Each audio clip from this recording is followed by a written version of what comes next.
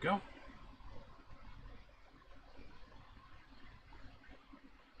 Greetings, pawns, poppers, and programs. Once again, we are here for another session of the G.R.I.M Adventures, this time of Elidon, Kael Voss, and Oppenheimer. We have a new player joining us today and going forward. Friend of Dolkara's, Wasted, who will be playing Kael Voss, nicknamed Tank. And we will be continuing off where we left the previous session, where Oppenheimer and Elidon had taken the two corpses of the headless ones to the medical examiner in Sigyn's Hollow, where the corpse remains of one of their victims. After the medical examiner looked over the bodies and their assistant helped as well, they were able to determine that these particular headless ones were not the two that had come out of the victim. If either of them did, neither had come from her specifically.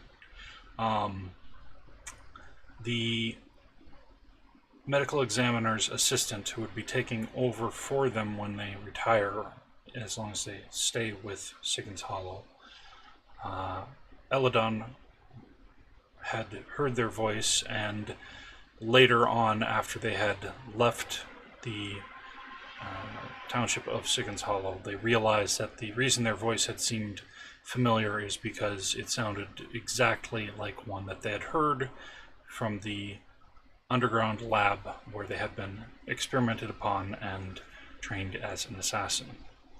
And with that, we will briefly transition away from Elidon and Oppenheimer to Kael Voss.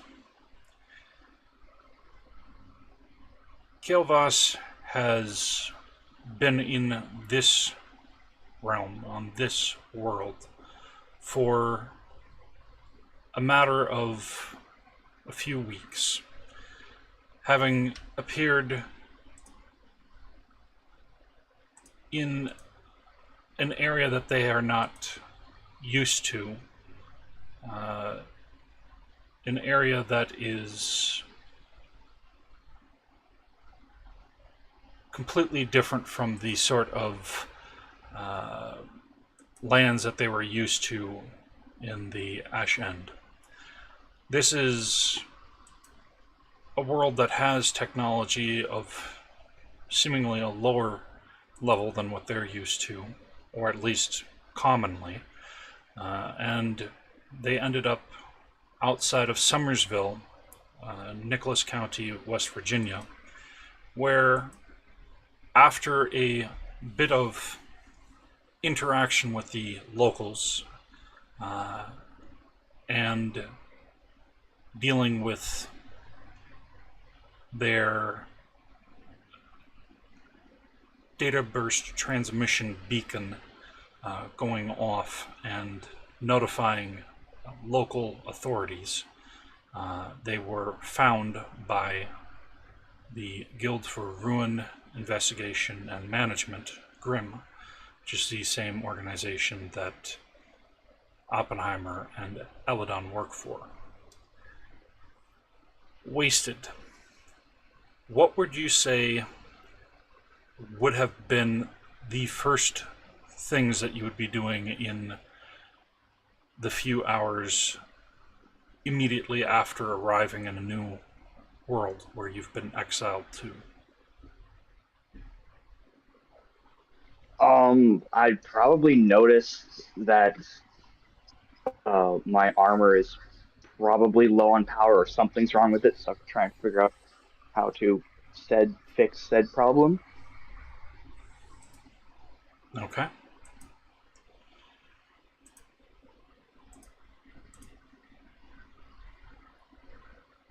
Go ahead and roll 2d10, and let's see.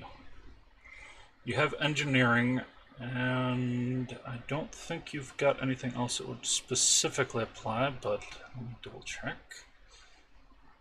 Yeah, engineering, to basically notice this sort of stuff that's in the area for possibilities of electrical grid and things of that nature.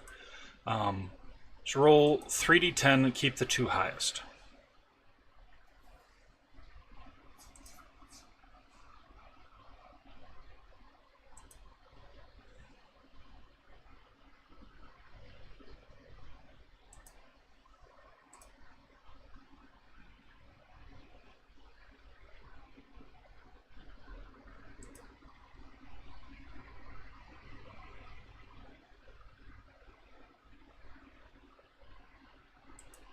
Okay, my rolls are 6, 2, and 3.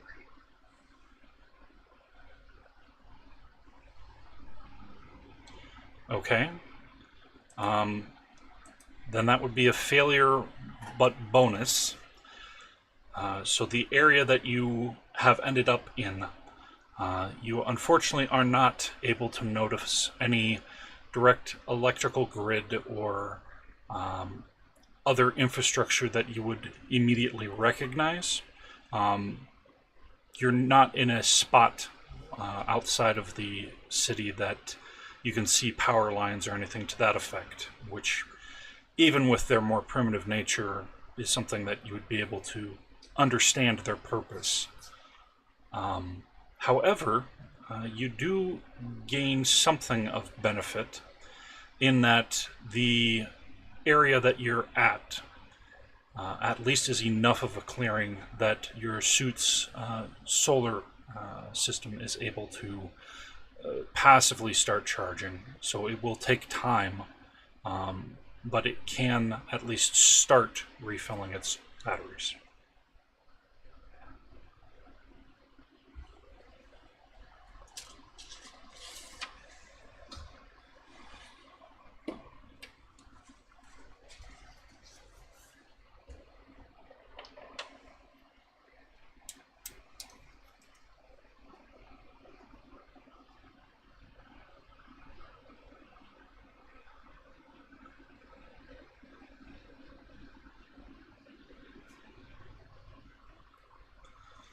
What are Correct me you... if I'm wrong, but I'm not. Oh, go ahead. I was going to say, what are you doing while it is charging?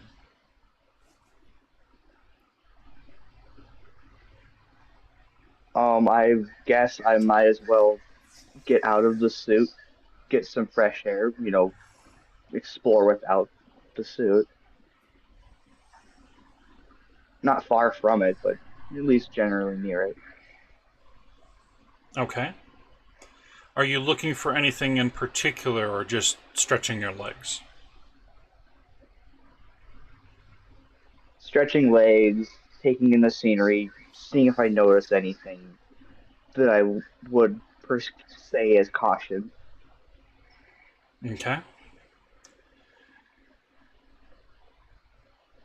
As you step outside of your suit and clamber down to the ground,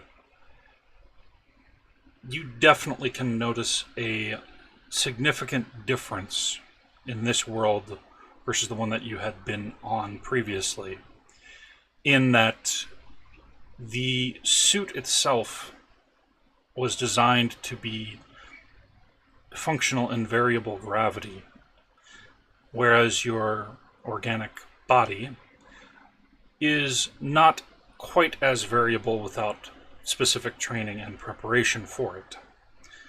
And your weight feels at least a quarter heavier than what you'd be used to.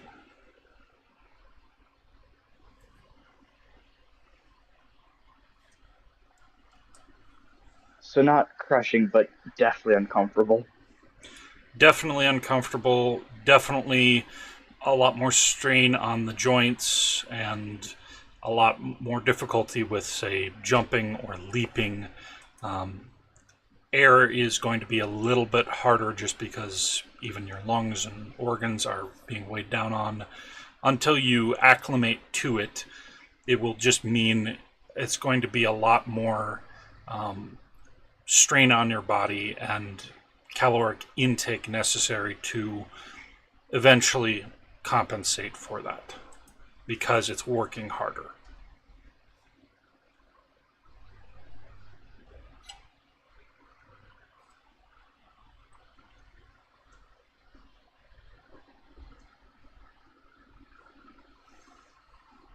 So focus on acclimating everything else, getting used to the new gravity. Yeah. Definitely something that you're aware is going to take some time. But your suit is at least still functional, albeit very low on power at present. As you are outside of the suit and acclimating, go ahead and roll a 2d10, just a flat check, as there is a sound of something that is coming from further through the trees toward the clearing where you were at.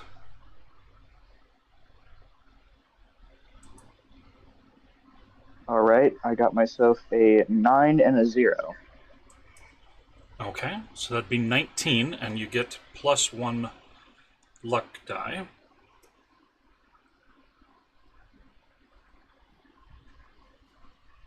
And that is a straight success.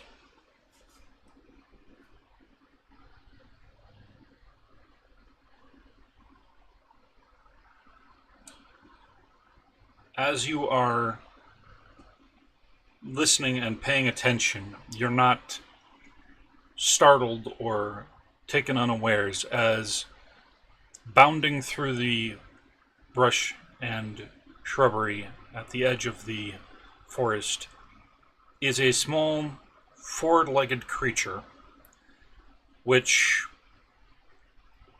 doesn't quite look like you, but some others of your lineage, not direct family, but other ethnicities and such, have a vague resemblance to this creature with very low body, very short tail that's wriggling behind a fat rump, and general log shape torso, as a corgi is panting and staring up at you once it comes into view.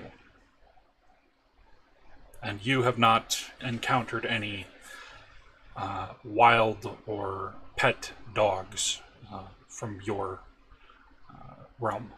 They're more evolved like you.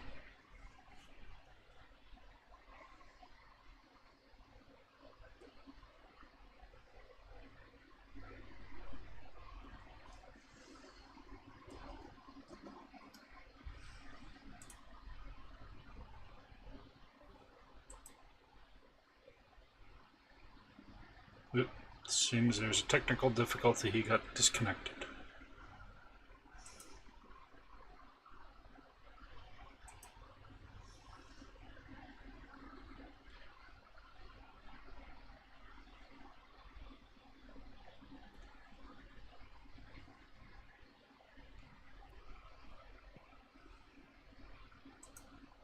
Sorry, I was helping Wasted with the sheet. Quite alright. It seems that he had a technical difficulty and got disconnected. Yeah, I noticed the computer had to think for a second. That probably was it.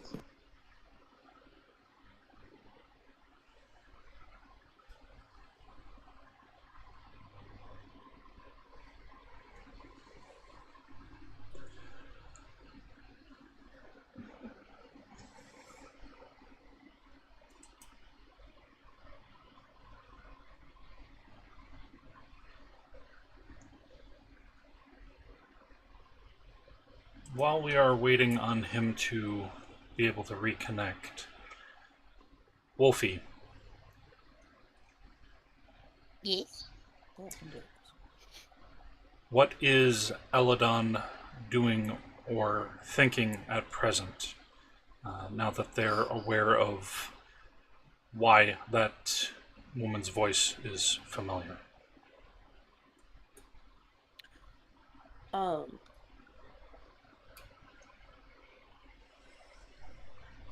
mean, they would, because you last said that they were in separate areas from the rest of, like, Open and the prisoners, right? Like, Elidon's. Right? Am I wrong? Currently, yes, but you can get to them easily enough. It's just a matter of, whether or not you try to do something on your own or if you try to go and talk to somebody. Fair enough. Does Elidon see the thing crashing? Do I see Wasted's character falling from the sky, essentially? Not presently, no. Alright, cool. Please catch me up. I missed a lot. Nothing much has happened, don't worry. Trying to decide what Elidon would be doing. I mean, Elidon would just be, after having made that revelation, just kicking it to the side, I guess, and then now searching. Still on the hunt for the other creepy crawlies. Okay. Wasted, what was the last thing that you did catch? Last thing I caught was some four-legged something or other, something. Okay. When you told me to do my last roll. Okay. So, essentially, your lineage in the realm that you're from has all evolved from canines and such. There's no pets or wild versions of your lineage or cousins to it. What you're seeing bounding in front of you from the shrubbery, tongue hanging out, is a corgi.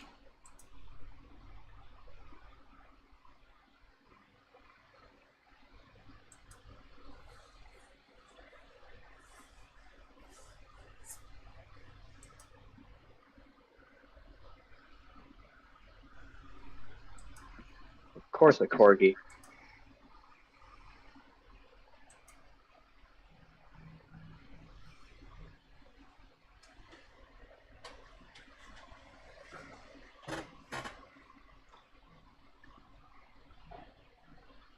Unless you choose to do anything specific in reaction or response to it, it's basically going to come up to you and start hopping up and down trying to play.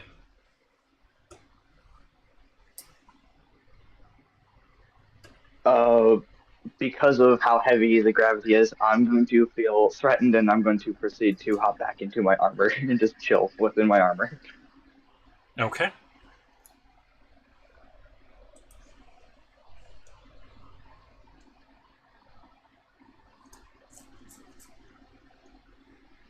After a short bit of the corgi hopping up and down on the armor and basically running around it, trying to get you to chase and play, another figure would come through the clearing, following after their corgi that's run off on their own. And there'd be a human that stands and stares, looking at you in your armor as the corgi is hopping up and down. And their two hands reach for their sides at the same time.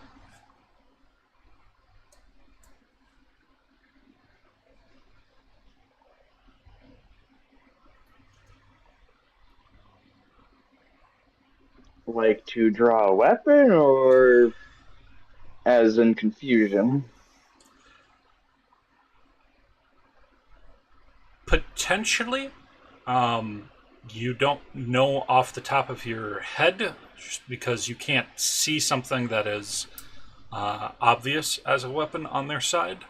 But You can go ahead and roll 2d10 to see if you can determine it. The technology is different from what you're used to.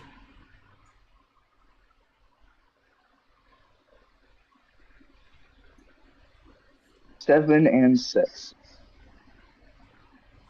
Okay. A 13 is a success at cost. I'm going to say that while you manage to see that they're not reaching for a weapon, but instead pull out a phone, the corgi has decided to start lifting up its leg and about ready to mark its scent on your armor.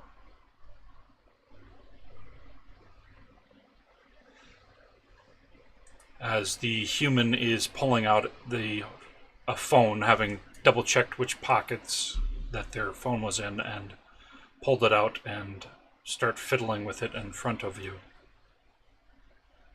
Can I make an attempt to move away from said urinating dog? You may attempt to do so. It'd be a 2d10 traversal. It's just a matter of if you move quick enough before it gets any of it going. I got myself an 8 and a 4. Okay. That is a success at cost. And what would you think would be a good cost of avoiding the dog marking you, but something negative happens as a result? Something minor. Don't get us a John Wick. We don't need one.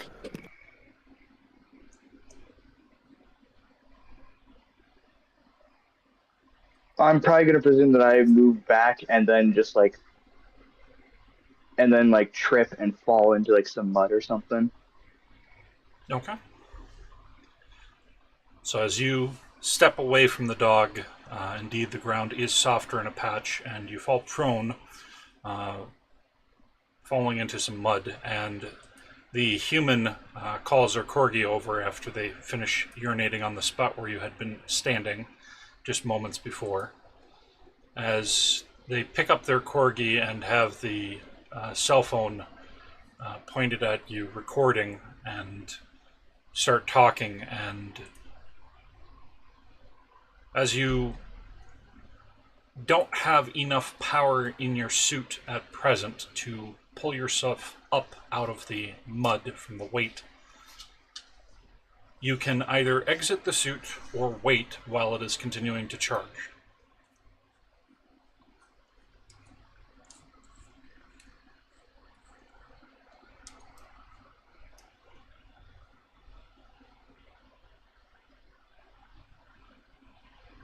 I'm probably going to be stubborn and just stay within the suit. Okay. So, time passes, and eventually the individual who has been live streaming this ends up also being met by multiple different individuals from nearby agencies. And your suit of armor and yourself within it are soon lifted up and extracted out of the area, with the individual who was recording being whisked somewhere else for the time being to examine them for any potential outbreaks of germs that may have happened, or anything else that could, have occurred from you coming from somewhere else. And the days and weeks would pass as you are being examined and verified that you're not a threat just for being there to Earth. And your suit is examined enough to verify that it's not going to explode or anything to that extent. And they do manage to charge your suit for you. However, given the nature of the data burst transmission and the fact that you have been sentenced to being exiled, you were eventually turned over to G.R.I.M, who then processed you into their work release program, noting not a significant enough amount of crimes that they would consider even something for them to care about other than just paperwork-wise, to mark that some other jurisdiction from a different realm handed you off. If they decide to check in at some future point, might as well say that we did what we were supposed to do. And so they pass you off from one branch to another until eventually you get to Grafton.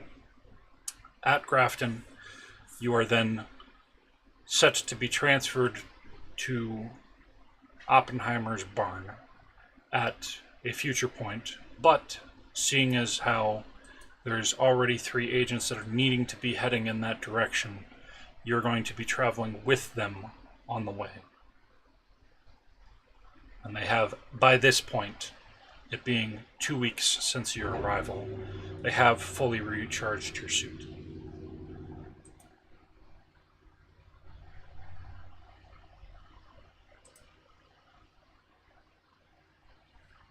Yay, full power.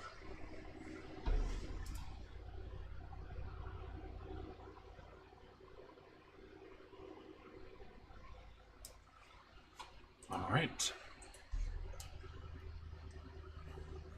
With that, we'll transition back over to Elidon and Oppenheimer, as you two are searching the area for any signs of the headless ones that may have left the forest to the south, and just checking along the border there, keeping an eye out. Let's have you go ahead and roll 2d10 3 times, just to see if there's anything that you notice of note.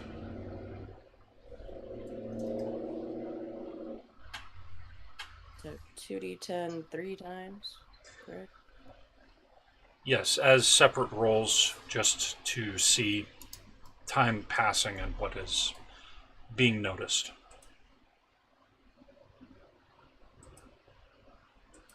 I was so busy helping him get set up, I never grabbed my dice. I am smart. Same. We all What? roll, right? You will not need to yet because you're not in the area yet. You're on your way. Okay.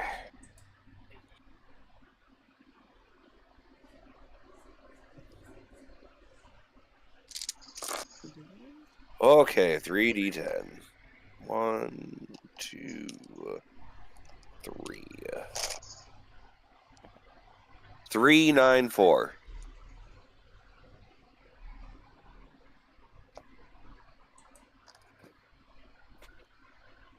Crap, was it 2d10 or 3d10? Now I'm lost. Hold on. It's supposed to be 2d10 3 separate times. Oh, 3 separate. Got it. Oh, I misunderstood. Quite Yeah, all I right. was like, You were hold on, unless...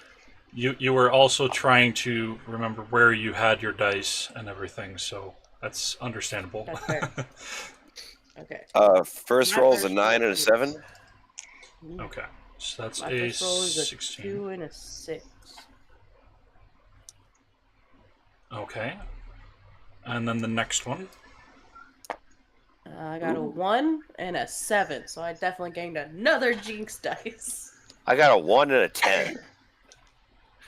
Fuck you. Rude. Oh man, my last one's a 2 and a 2. And lastly, a 10 and a 10. Okay.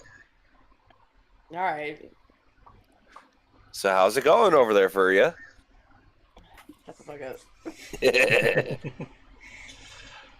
Okay, I'm not feeling good, so Elidon's not feeling good. That's how I'm going about this. okay, so starting first, Elidon, through your 3 checks, All 4 of them were failure with bonus. So I would say that you don't notice anything that is coming through, but on the plus side, if there is anything that may be coming through, it's at least not at ground level. And you don't notice signs of anything that might indicate something that is higher or lower or outside of where you're supposed to be checking.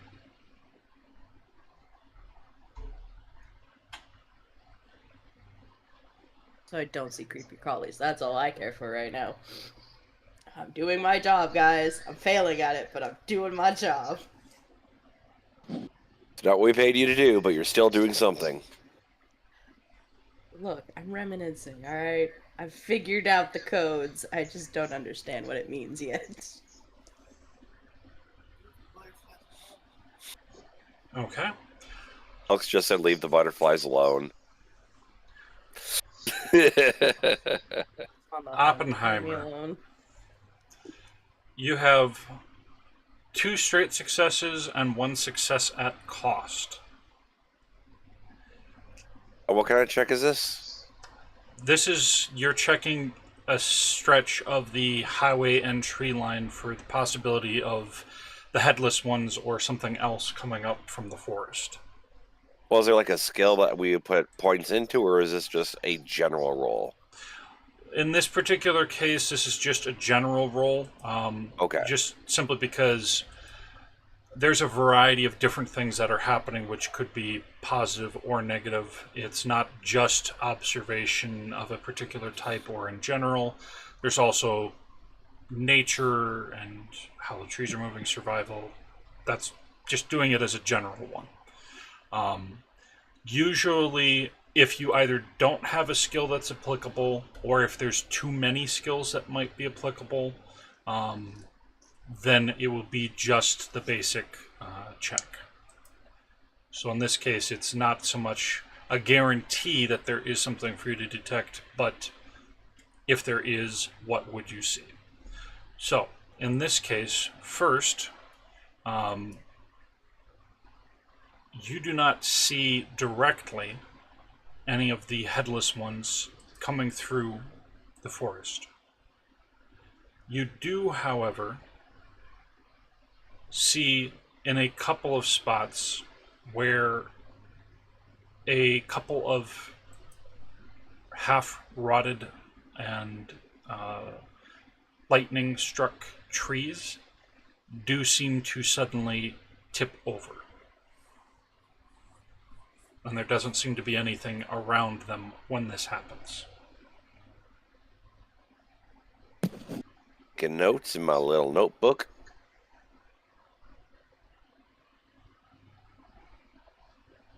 Got to put that up on my conspiracy board. I mean a nature tracking board. Okay.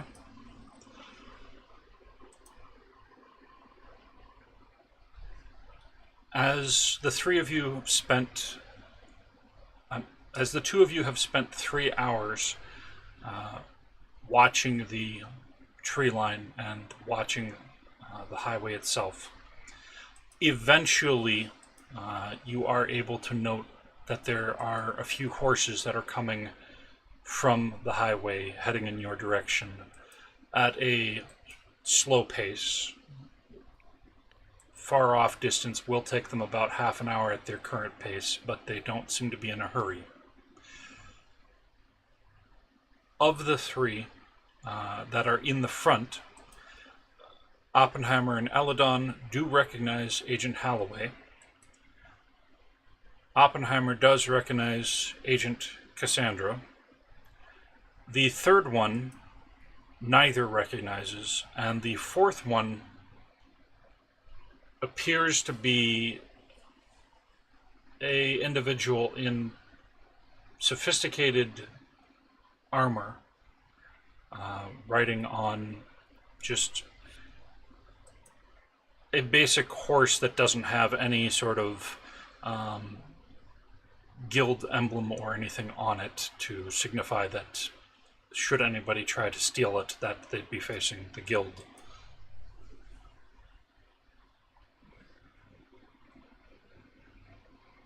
What would I roll for how drunk I am?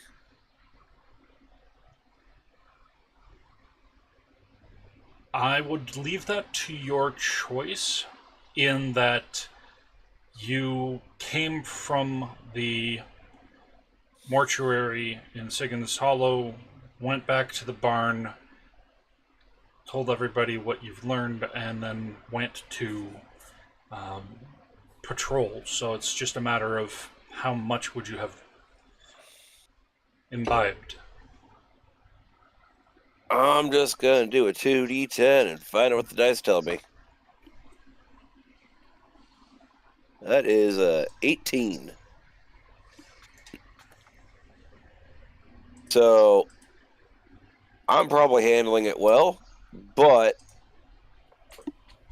I know Cassandra's a precog. I want to test it real quick. Okay. I just want to fire off a shot in their direction, not intend to hurt or kill, just to make her dodge, if she can detect it. Okay. Before you fire off the shot, she is second in a run of 4 on horseback. So at present, while you can see them from the way that they've grouped, not all one on top of each other, not in a line directly, but slightly spaced out, and the elevation change and all that. If you do fire in this direction and you are not making a called shot, there is a chance that you might hit somebody else, even if she may have potentially dodged. So just letting you know, your character would be aware of this before you fire. I do not want to hit anyone else. My whole point is it's funny to see if she actually can. Okay. So in this case, yeah. Go ahead and roll 2d10, 1 die at disadvantage, then add any ranks of accuracy if that would counteract it. So rolling with 2 advantage. Got it. You have 3 ranks of accuracy currently? Correct. Okay. Just making sure before we do it.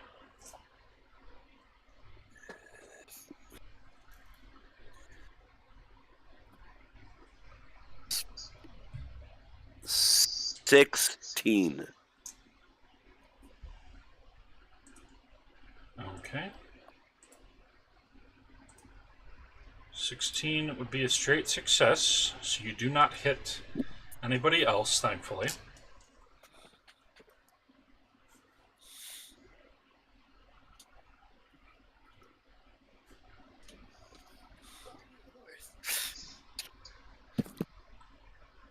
And 1 second here.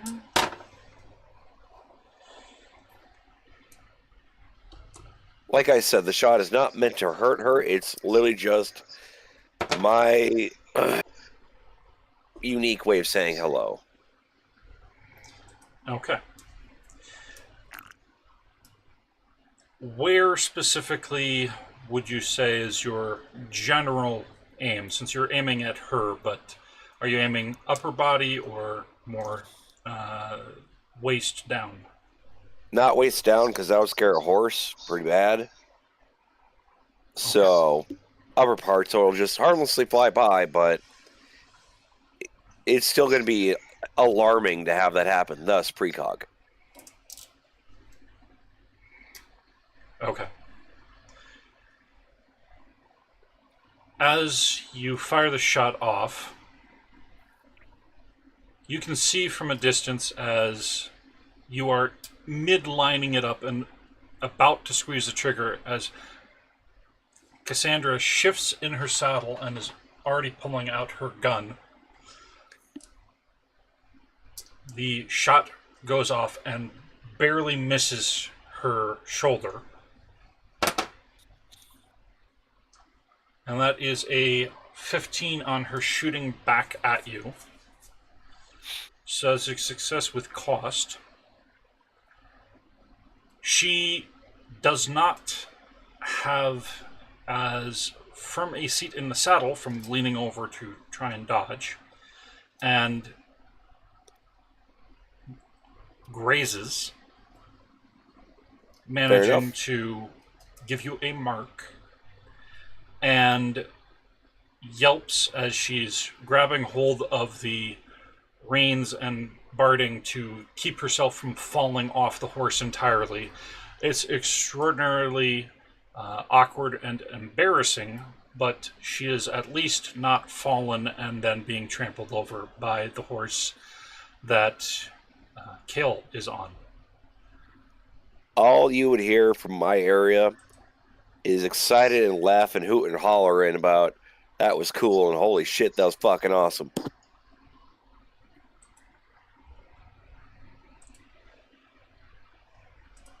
All right. I don't know what Elle's doing, but that's what I'm doing. The three of you would hear a string of profanity in another language. Oppenheimer would at least understand maybe bits and pieces. It's Scottish, so some of the pidgin that would be what your ancestors would have might be mixed with some of that, but not fully. So you might catch at least the general gist, etymology for certain things. Everyone knows what the word fuck is, even if they don't understand English. You at least get the intonation, yes. Yep. And two different people need to give their responses at present. Elidon, first, in just seeing Oppenheimer fire a shot off at somebody who fired back, and then Oppenheimer is laughing. So Elidon definitely had waited to hear if there was hooting and hollering, or if this was an actual attack. And then once hearing the hoot and hollering, they would just be like, "It's shenanigans. Never mind." okay, so kind of the tense up, getting ready, but not, especially as Agent Holloway is in the front, and Elidon would recognize them. Elidon would probably make their way back to where Open is. Okay. Kael Voss, on the other hand, how would your character react to the fact that there has been an exchange of gunfire, a bullet each, just happening in front of you? I probably won't flinch much, as I just genuinely don't care about firefight, because past soldier, I'm used to having bullets whiz past me.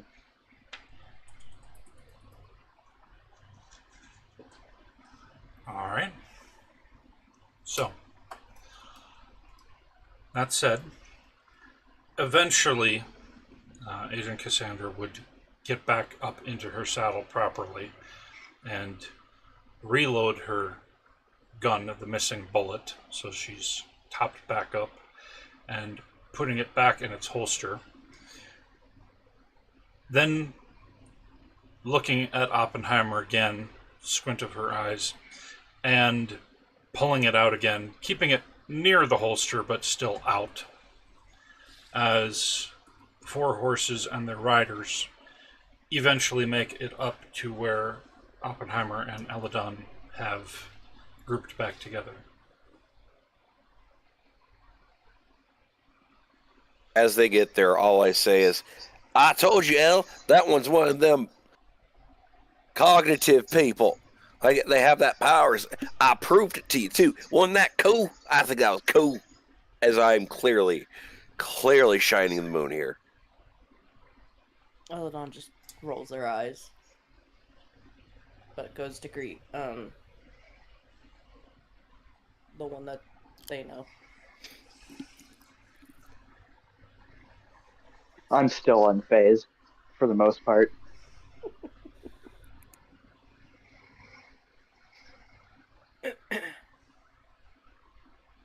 Agent Cassandra is still muttering to herself, as Oppenheimer has seen them do many times, especially after Oppenheimer has done something that is vexing and frustrating. Agent Holloway has a little bit of a wry grin on their face, but is at least not audibly chuckling as they give a nod at Oppenheimer and Elidon and pull their horse to come to a stop. Oppenheimer.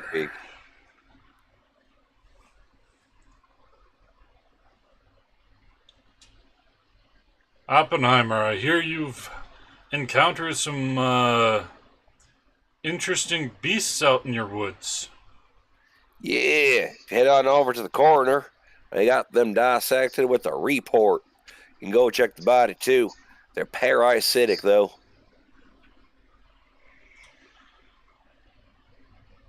With mention of the death doctor, Elidon's just gonna flinch a little bit. We've received the information that you sent to Grafton, so we've at least got that. Send Agent Argent to take a look at the bodies real quick while we continue to check the tree line for the time being and await them returning. We do, however, also have a new transfer for you, which was supposed to be arriving next week, but seeing as how we're needing to be coming up here anyways, well, the boss said that we should take them with, just save a trip. Especially with Agent Ichabod investigating that rebuilt ambulance that you all mentioned as well. He gestures over at the last figure on the fourth horse. We have a genuine exile, an alien from a different world who has been foisted off into our jurisdiction. He got a cape and like a letter on his chest.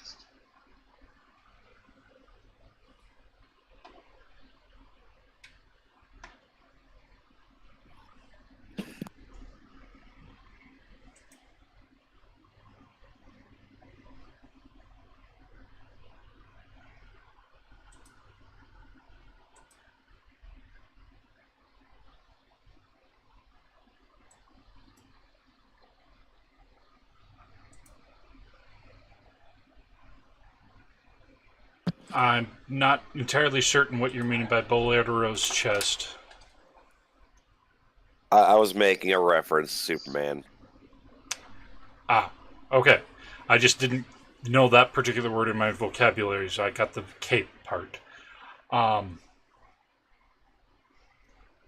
Holloway would just arch a brow and gesture for Kael to trot the horse closer. I indeed move closer. And probably get off the horse soon enough. Well, hi there, spaceman. Welcome to my happy little farm. It don't seem too happy to me.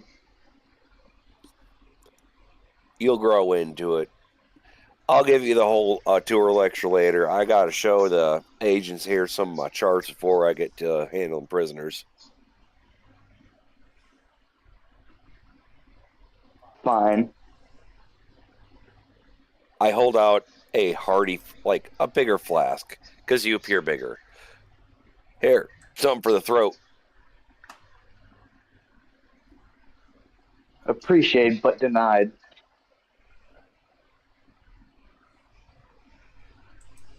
Look back at the agent. I'm not sure how to feel about this one. You didn't accept drinks.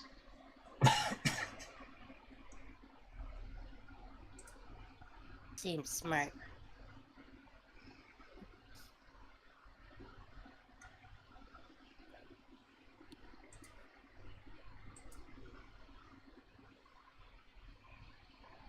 Either of y'all want a drink? I mean, I got plenty.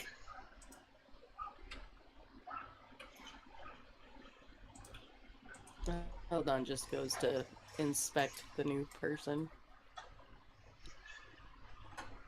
Agent Holloway chuckles lightly at Oppenheimer's offer and says, after we're back from first day of checking, then I'll take you up on that offer, Oppenheimer. But for the time being, I believe that we need to keep our wits about us. Not all of us can stay as attentive while inebriated.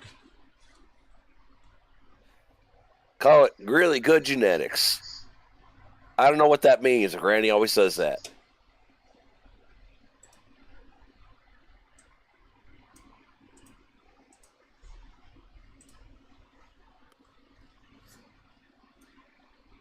But yeah, when you're ready to rendezvous at my information center, I'll show you everything I learned about the area.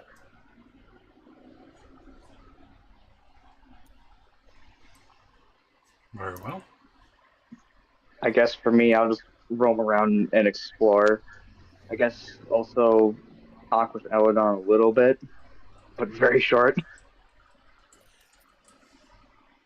I don't expect Elidon to talk to you. Elidon's definitely just gonna be like checking you out, trying to figure you out first.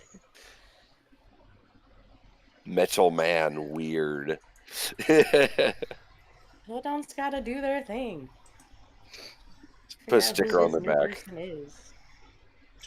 Well, they may or may not try a sparring match. Who knows?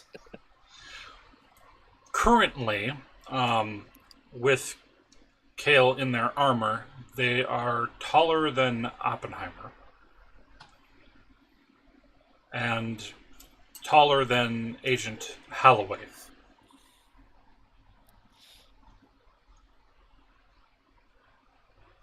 Oh, right. I did take a shot, so good. Yeah, Elidon's just kind of like flying up to their face and around them, just looking. Maybe poking every now and then. If you get too close to my visor, I lightly swat. Not to hurt, not to nothing, just to lightly shoo away. No, that's fair. That's just the noise Elidon makes when you do that. Nah.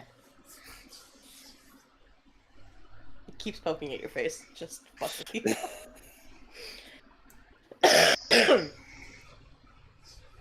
What do? Strange mosquito you have here. You be nice to L, or I'll show you what goes bang. Elidon, not mosquito. Elidon is Elidon.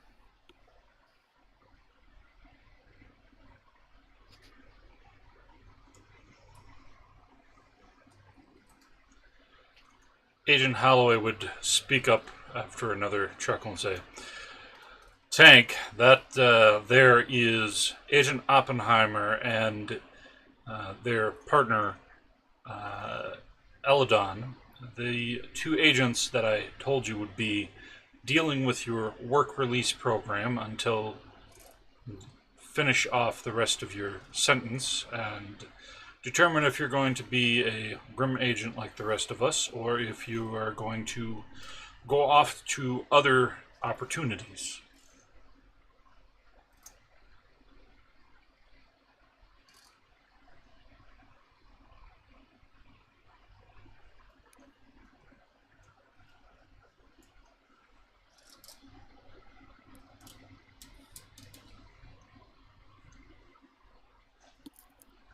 I'm just gonna give a nod and go back to just looking around. Being mindful of my suit's power level. Okay.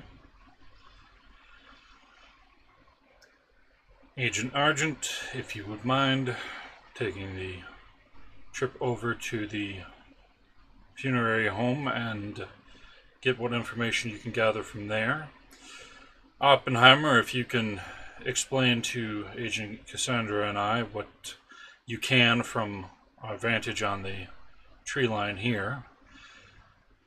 Understand that these are parasitic creatures and that they have a warren of some sort, but beyond that, we don't have a lot of information. Something about venom of some kind, as I understand it. Yeah.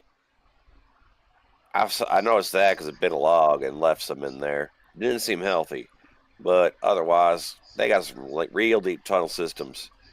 Did not look like a simple task to try and go and dig them out. With a tunnel that size, we're looking at a pretty large infestation, would be my guess.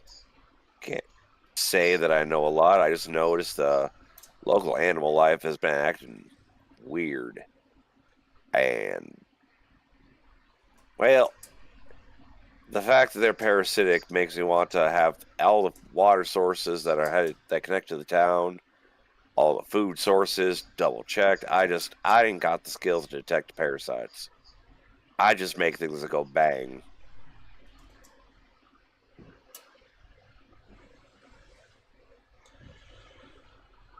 Fair enough. Well, I believe Agent Argent, when they return from the funeral home, and Agent Cassandra will be less hampered in the tunnels than I will be, but we each have our own capabilities, so we'll have to see what we can do about ensuring that they don't pose a problem for the local community and county as a whole. You haven't encountered any of them before this recent discovery of their tunnel network, correct? Nah, this is a pretty new one. That's what I'm worried about them. Parasite infestation. We already got like 2 victims that I was able to get a Oppenheimer wouldn't slip up like this. It's just me. Context of. But it also led me to a den that shows there's at least 1 more victim. Just gut feeling. That's nothing hard. But that tells me enough that they reproduce quickly. And however it is they infect is the part that's got me real concerned.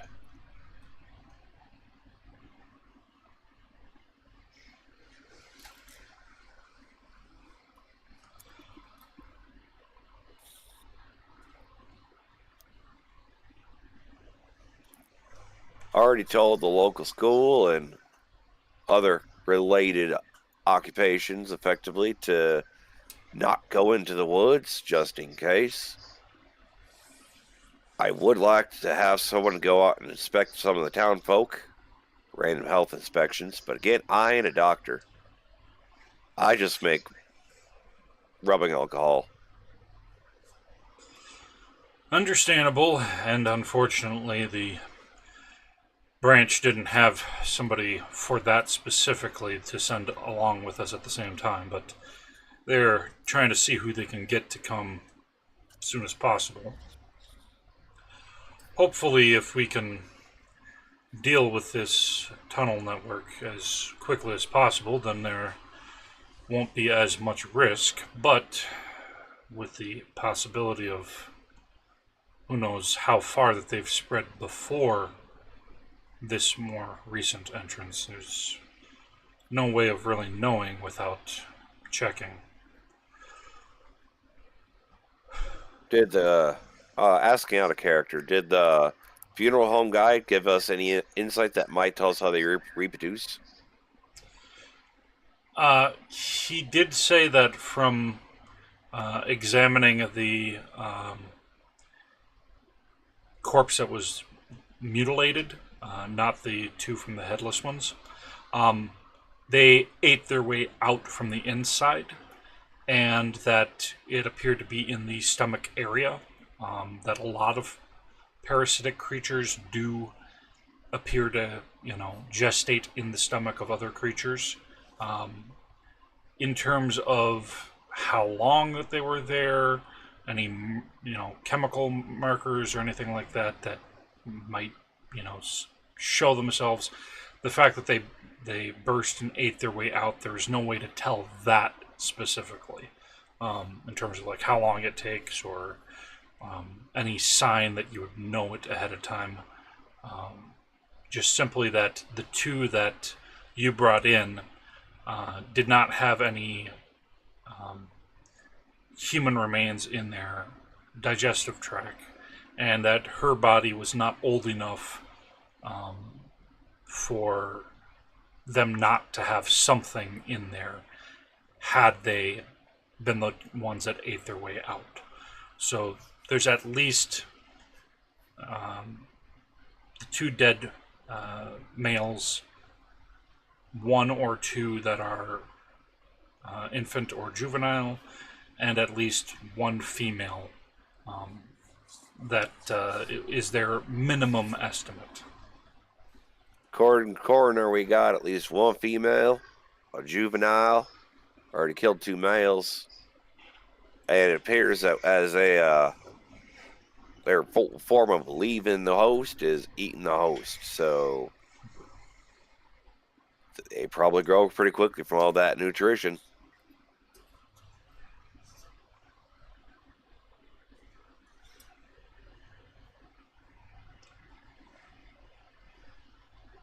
When you fought them, was there anything specific that they seemed to do that seemed unusual in terms of how they attacked or tried? Well, they had this intention of tripping us by digging under us.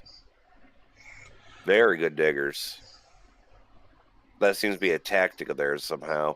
They're either partially intelligent, or that just happens to be a hunting habit. I ain't seen critters who do that intentionally, though.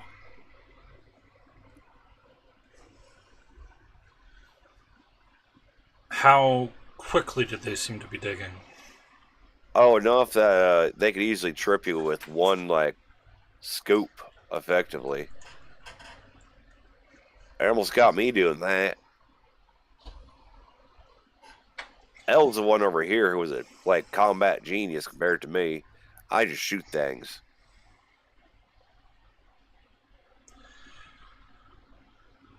Elidon, anything else you would offer in terms of your perspective on the matter?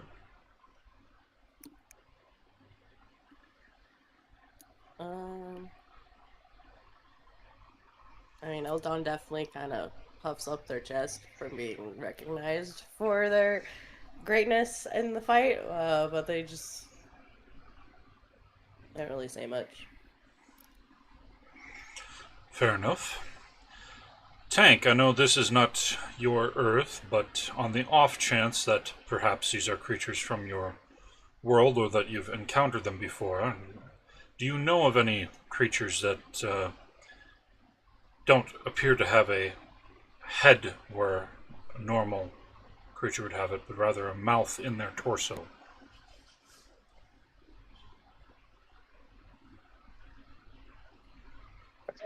Not to Kael's knowledge. He has fought in tunneling creatures before with ones that more look like mites in a sense, but aside from that, he doesn't know anything about none. Okay. Well, it was a long shot, but worth asking regardless. Either they're not from your world, or they're He knows French war. Simply ones that you've not encountered. I would certainly hope that they're either something from Earth that we've not encountered, or something that came over from the cataclysm, from Pangaea or from Domtalahn, so at least we don't have a fifth realm to be worrying about. At least in Tank's case, it appears to be just simply an individual that was sent over. impressive technology to simply be using it for exiling people, but technology in general appears to be sophisticated. I'd be curious about that there technology, because I could feel when someone opens a hole in reality, and I didn't feel you approach. I'd be Well, real curious. they arrived a couple weeks ago outside of Somerton in Charlton County, so quite some distance from here.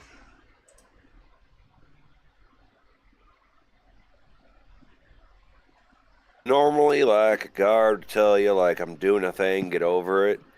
I don't run that way, so I'm gonna ask, can I assess your technology and see if I can't work out how that works?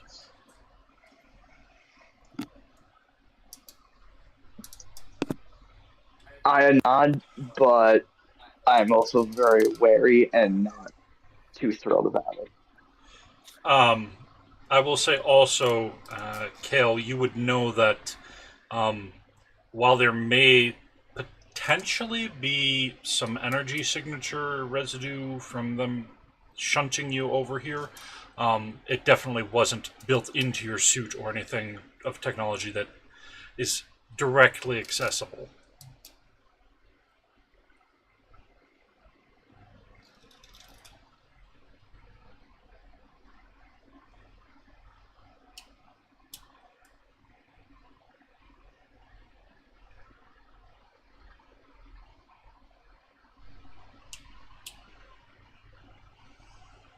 All right.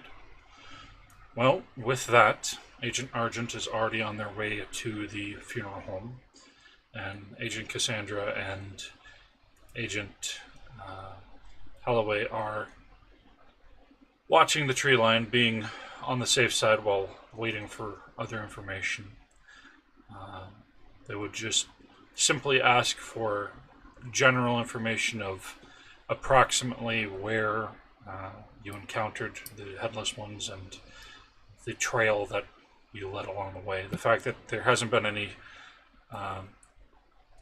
precipitation or weather that would, clean away your tracks makes it so that when they make their trip into the woods, they would be able to follow back where you had come from.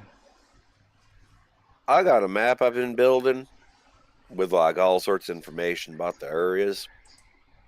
Was in like little notebooks. Someone called it my conspiracy board, but I use it to keep track of wildlife. It's on there.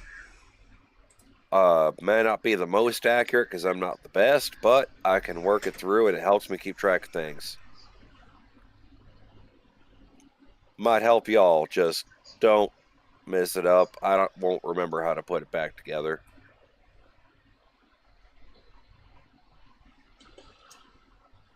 Fair enough. Well, that's at least something to get us going. And hopefully we'll be able to find out where they had not only left their tunnels, but where they began them after we explore them enough. Grafton will be sending out more individuals to help us search and canvass the woods further, but the three of us are intended to at least be the forward charge toward exterminating as many of them as we can, or if possible capturing alive, but that's not higher priority than ensuring that I had ideas about that. I just need to build some cages. I got the materials for it, and we can make knockout gas. We can capture them. Won't be easy, but we can do it. True, but at present you don't know how far that the tunnels extend or how many there are. How many are you able to make, and how small does it need to spread out? I never said I had a plan that can be activated right now. I'm just saying I already have plans in my head for a research station. That's well and good, Oppenheimer, and as you know, we would prefer it, Grim, to capture what we can and study it, but if it is this much of a threat, it may come down to what we can handle when we encounter them. In We have my a few- opinion, it matters quite a bit because if they're parasitic, we need to address how they do their reproductive. And a living one is a lot easier to work that out. I'm more worried about the people than I am my safety. How many toxins needed? Depending on our teamwork, a lot. Hmm.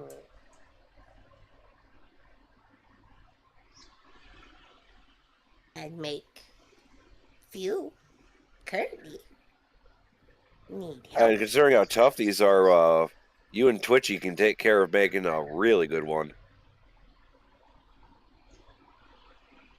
Which is well and good, Oppenheimer, but again, we do have to prioritize making sure to stop them one way or the other. If we can do that, do you have any gas masks aside from the one that Elidon clearly is needing for us to be able to utilize if it is too confined spaces for... They got one extra. We're going to have to build some.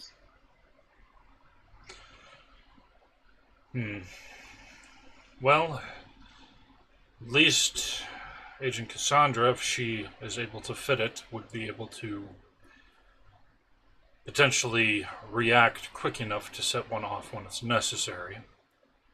Hell yeah, she can. Try to go for a high five.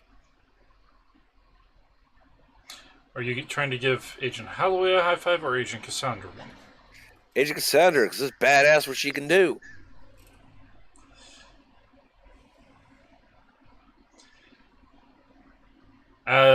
She is not going to raise her hand for you to high five and just leave you hanging there.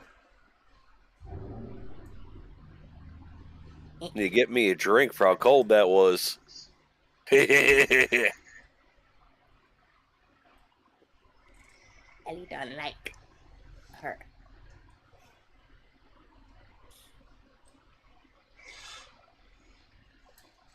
Hearing Elidon say that, she has just the slightest twitch of a smirk before she's looking back at Oppenheimer with a scowl. It's a smile she's hiding every time. I knew it.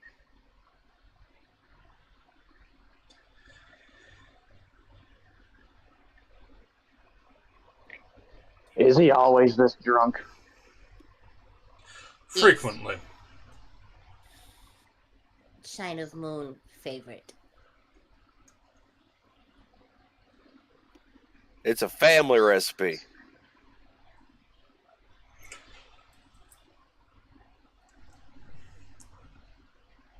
By that he means passed down from family member to family member, not family members going into it. In case there's a cultural difference in that phrasing, I'm not entirely certain. Tank?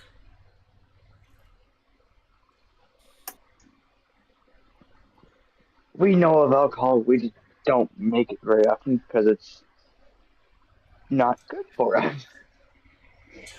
Understandable. Just wasn't entirely certain if you knew the family recipe terminology, especially as you've been learning English quite quickly, but there are differences between your similar but slightly different language and our own, so I was not certain. Regardless, if you are able to provide at least one of those incapacitating bombs and gas masks, then we can at least see if we can capture the first that we encounter and retreat back with it intact, captive, and have it examined to verify if it is male or female or juvenile, and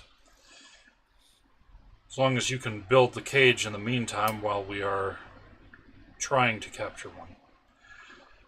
If you're able to provide more of the knockout bombs in the meantime, at the same time as you're creating the cages, then we can see what we can do beyond that.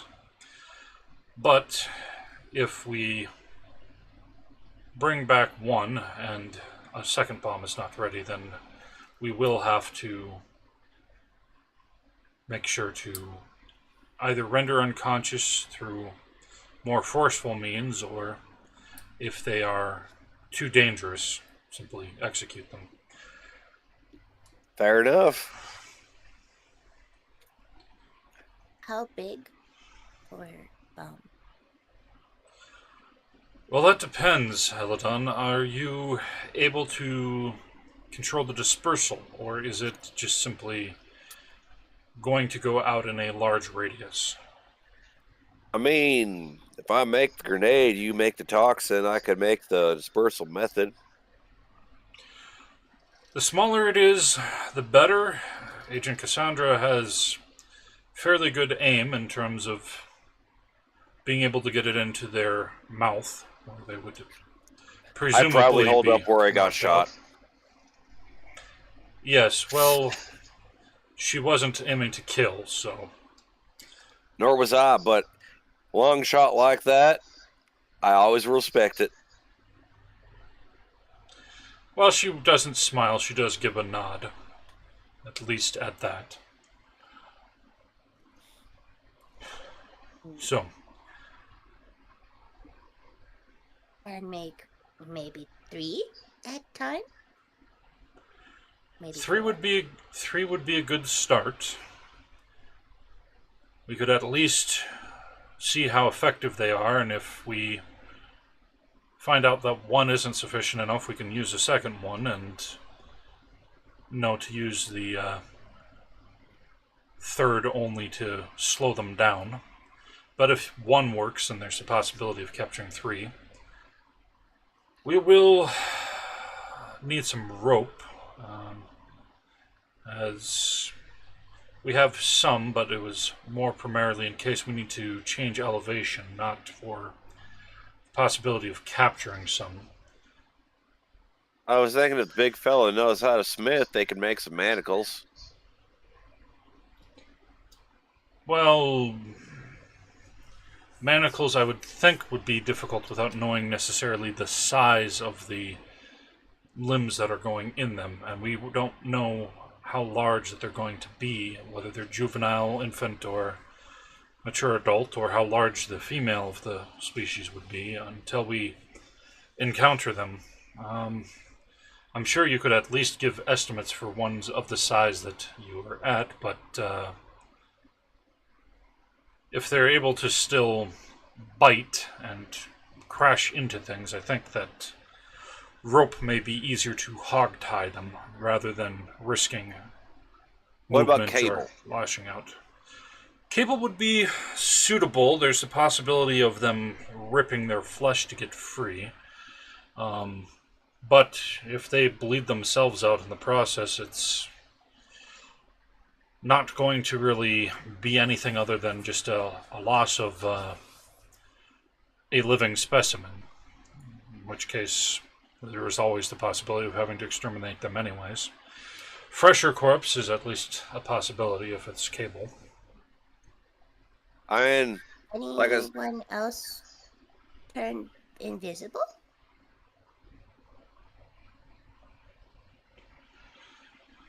Elidon's asking if anyone else can turn invisible.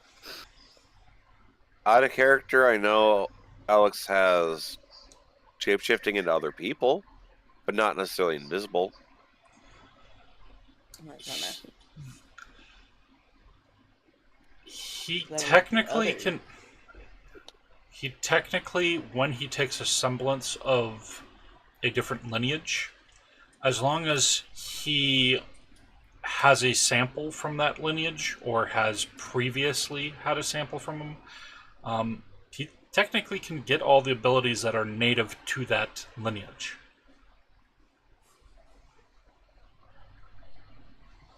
So he could turn into a different Quomakin and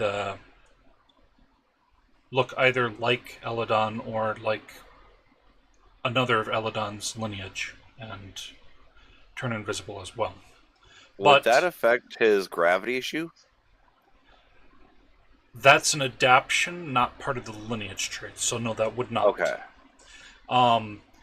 The only thing is that he wouldn't then be able to change back to Rainix form and to something else directly. He'd have to change first to Rainix form and then to something else.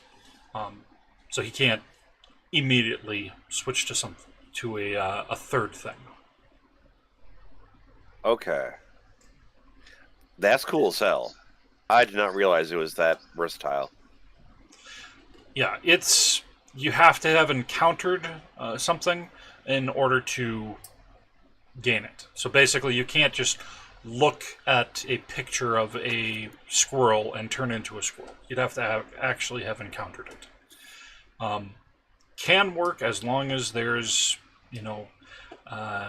DNA, or if it's not something made out of organic material, another sample from it that is suitable.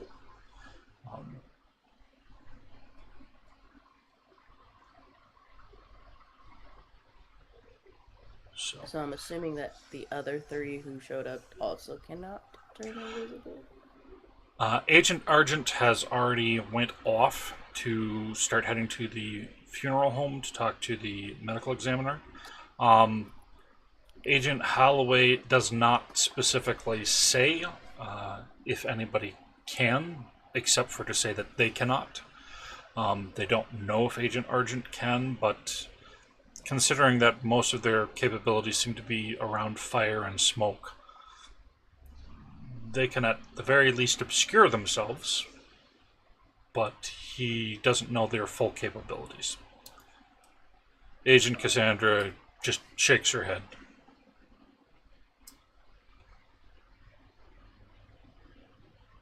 Need ways of invisibility. I see everything.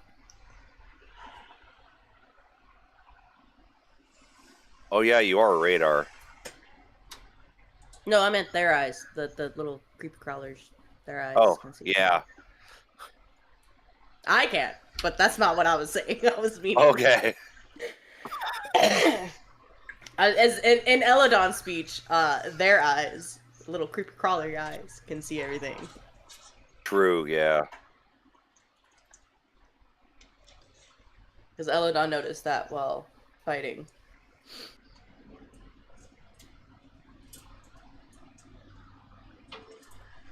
So yeah. Do you I don't know if respond they knew at that or all, not. X? Do you respond at all to the can you turn invisible thing?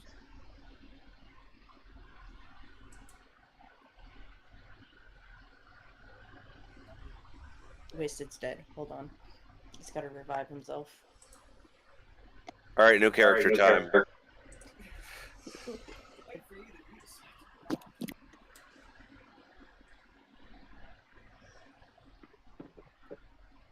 What I'm probably gonna say is they can't see if they are dead, more or less.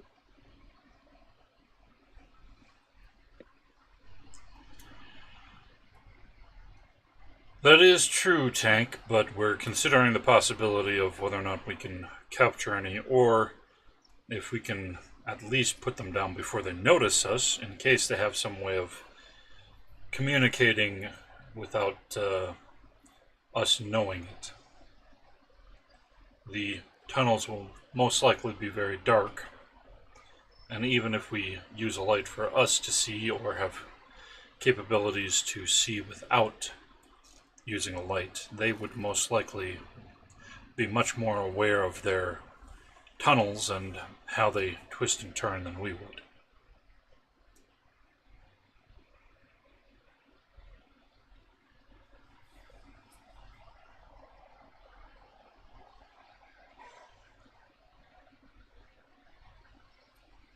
But he's not letting us know that he can turn invisible. Fantastic. This is great. Off to a great start. Well, he's also not telling you that he can shapeshift. No, that's what I'm saying. Like, he didn't tell us any of that, so we're doing great. No, I'm being stubborn and not saying anything any fancy things that I can do. That's fair. Elidon's the safe, so don't even worry. I'm about to They say just I'm a know. soldier. I'm gonna be stubborn. That's fair. You're a soldier, I'm an assassin. It works.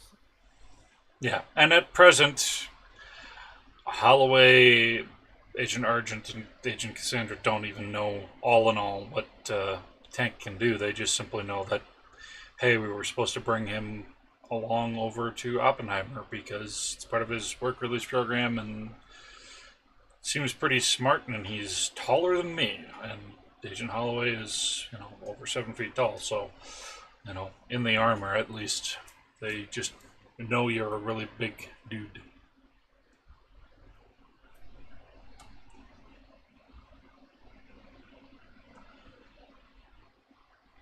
Well, Elidon and Oppenheimer, if you can get working on those bombs as soon as possible so that by the time Agent Argent comes back, then we can utilize them. And then start working on constructing some cages and more bombs, then we can see what we can do. I was thinking that big feller here and one of you can work on the cages. I got a smithing station somewhere. It ain't hard. I'll work on the housing for the knockout gas grenades and masks. Elidon can work on all the chemical stuff for the masks and the gas. We'll get this knocked out. Don't you worry. I also got my chart to show you whenever you want the details of where everything I've seen is. I imagine that's going to be when feller gets back because they're going to want updates too. Very well, and if you think you can trust any of your current work release prisoners to assist in the process, please, by all means, make use of them and have the rope or cable available that you have. When you bring out the bombs, the cages will have to leave more toward the edge of the forest whenever you have them ready, just to make sure that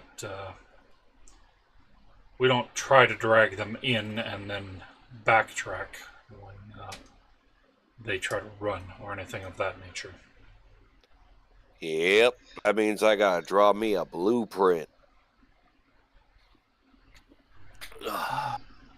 So, what do you want? Go ahead. I was say if that's the end, Elidon's definitely gonna giddily, with their wings just flapping happily, go find Nate / Twitchy. Yes, I remember his name. Definitely excitedly going, Nate, help. What do you need help with, Elidon? Bombs. More the same as before? Yes. Alright. Woo. I have a genuine character question. Okay. I'm presuming that with me being within my armor, I'm like gas resistant or gas immune. I'm presuming. For a length of time, yes.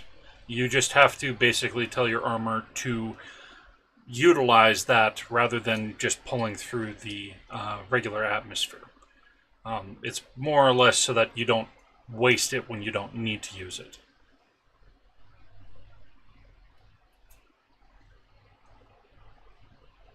All right, so air filtration system, but limited. Yeah, you've got a decent amount of air in it. It's, I think, 12 hours in the tank. check.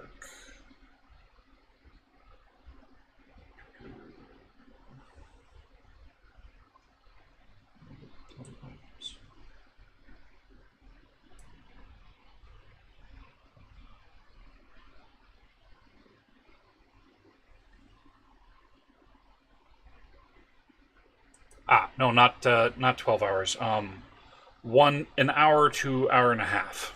I don't know why I was thinking of 12, but yeah, about an hour, hour and a half per cylinder. Only can attach one cylinder at a time, and you only have one presently.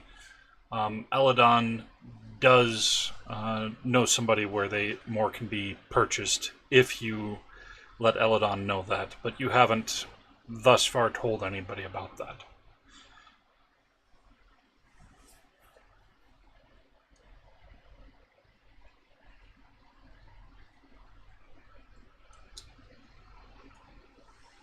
My bad, I missed what happened. What?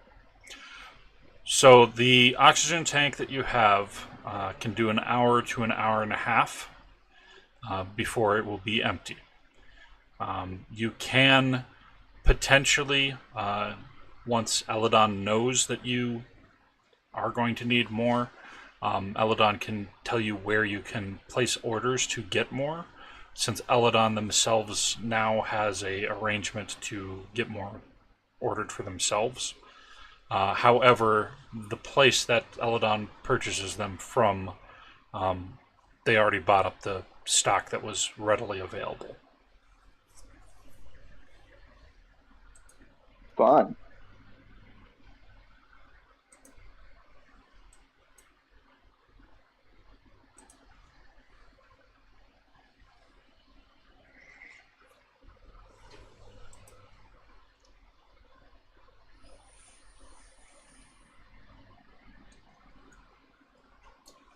All right. Well, it sounds like we're moving on to crafting. Yeah, I was just about to say, if you would, they're going to let you lead tank back to your barn and then get started on crafting stuff up and finding whatever rope and cable you may have. I get to the barn, and as I'm walking, just say, so something you need to know about this place? I'm not the best at organizing things that go bang sometimes, for obvious reasons. So there are certain parts of the barn you're just not allowed in. It's not a thing like I'm hiding something. It's for your safety, because you might just, take down the barn and kill yourself. It safety thing. I try to make sure you're healthy and taken care of. Is that cool, or is that a problem? Surprising for a drunk. I'm quite surprising for a drunk. It is familial that I am a drunk, whatever that means.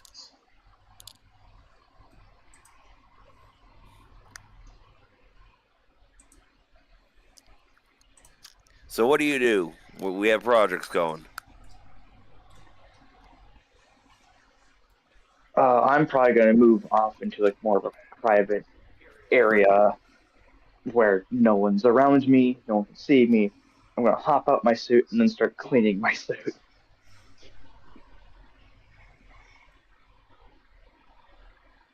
Well, that's dependent on if you talk to Oppenheimer about what you're doing, because otherwise Oppenheimer and the others are more or less going to be moving around and getting everything ready that they need to do. So,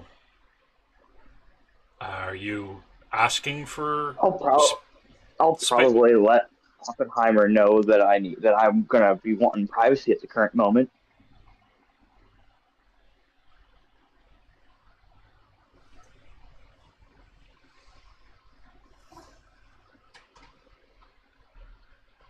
All right. Well, I suppose that'll depend on how either Oppenheimer responds, or if you try to sneak off to get that privacy if they don't offer it. How would Oppenheimer respond to such a request?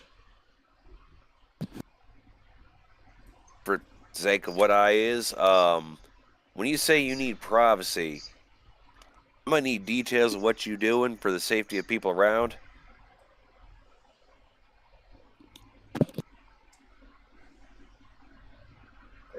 Cleaning my suit.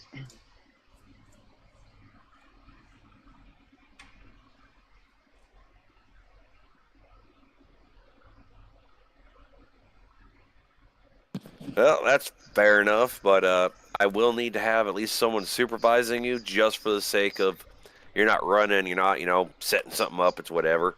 I'll send my tin man to watch you. This way you have privacy so I'm not seeing stuff, but if you try leaving, he will set you on fire.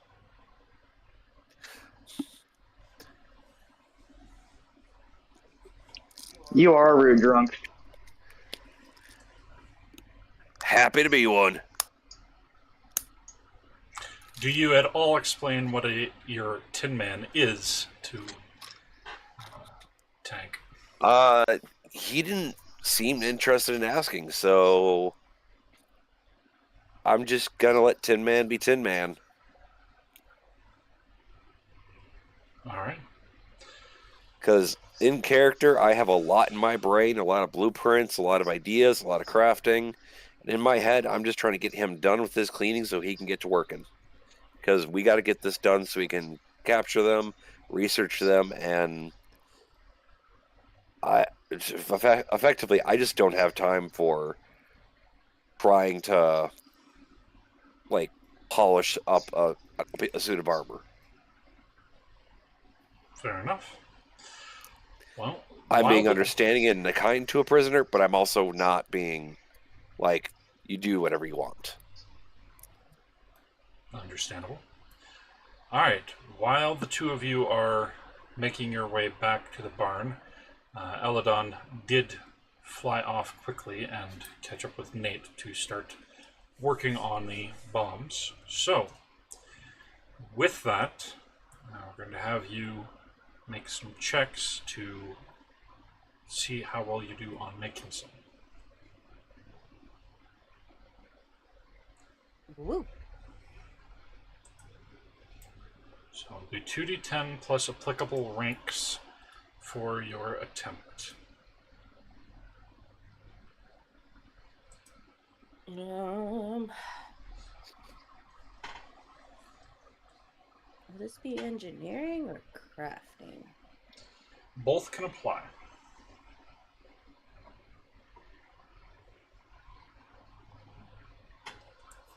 Let's go with crafting. So then I need 3Ds? No. Yes. 3D6 or 3D10? If you have both, you can do 4d10. I do have both. And I have one in each, so 4D10. 4d10, take the highest of the two.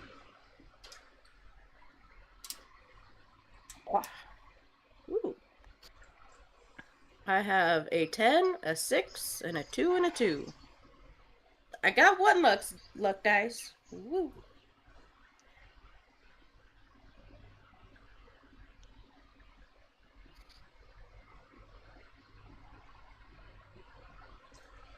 Alright.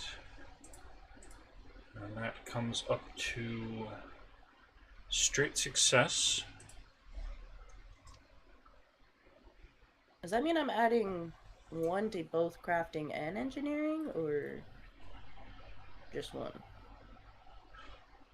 So you're adding 1 die advantage from each, since you have 1 rank of them each. No, but because I succeeded, does that mean I'm putting 1 point into each? You are able to either make 1 major one, like you had previously, or the 3 smaller but still effective ones. Since that was your goal, was to do one of the 2 things. Put 1 into crafting.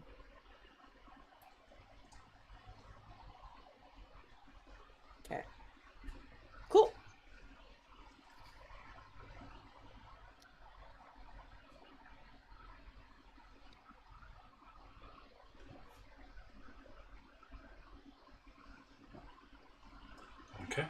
And so I made 3 of them? 3 knockout grenades. Yes. So they will have a 1 adjacent for how far that they can knock out. Were we gonna do? You made the whole grenade, or was I making the housing of the grenade? And You you're made making the housing. chemical. I was just making the toxins. Okay. Yeah. Produced enough of the toxin in a container that will work for that. Yeah. So Yeah. I just make enough. it's just a matter of extracting it and verifying, how well the dosage would work. Nate using a little bit of their knowledge of concentration of chemicals and such to get it as effective as possible. Still a matter of how well that you do on how well that they function.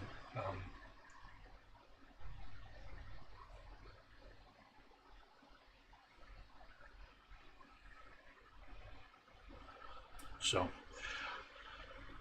that said, as Elidon and Nate finish that part, is when Oppenheimer and Tank would be arriving at the barn.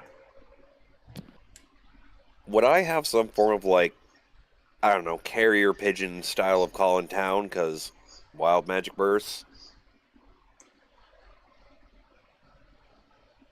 Like some form of non-magical communication to town, so I don't have to travel in every time.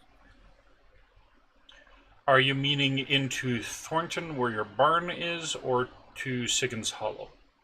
Whatever the nearest town is, where the coroner is and stuff like that, the bigger town. Siggens Hollow would be the larger of the two. You wouldn't necessarily have anything that would be direct communication.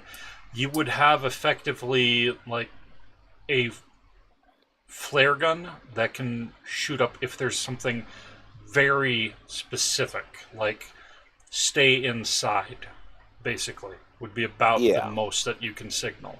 Not anything like a complex sentence. And it would be more or less one single thing that you've I want to put it in order previously for communicated.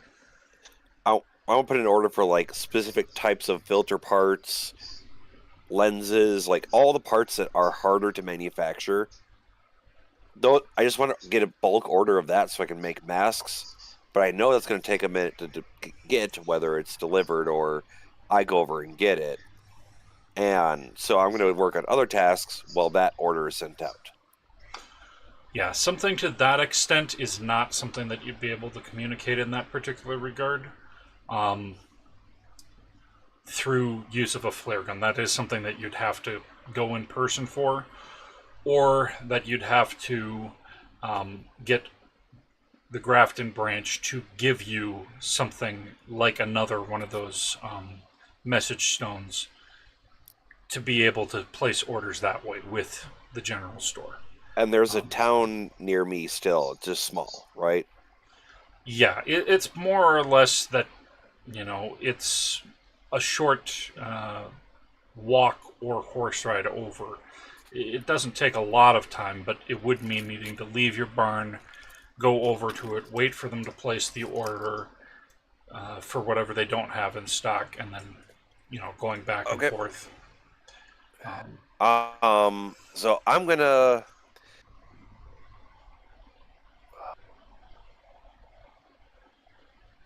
Ask. Am I near the other agents? Well, you were walking back to the barn with Tank, unless you wanted to briefly stop and go back to them. Nah, we're already headed. I'm not going to take extra time. I'm just going to make a wish list and wait for an agent to come over and then run off and pick it up. Well, they're planning on just staying by where you guys were previously watching, and while Agent Arjun is talking to the funeral director. And after you guys come back with the knockout grenades and rope or cable, they're intent to go into the woods. So they're not headed toward the general store or anything like that.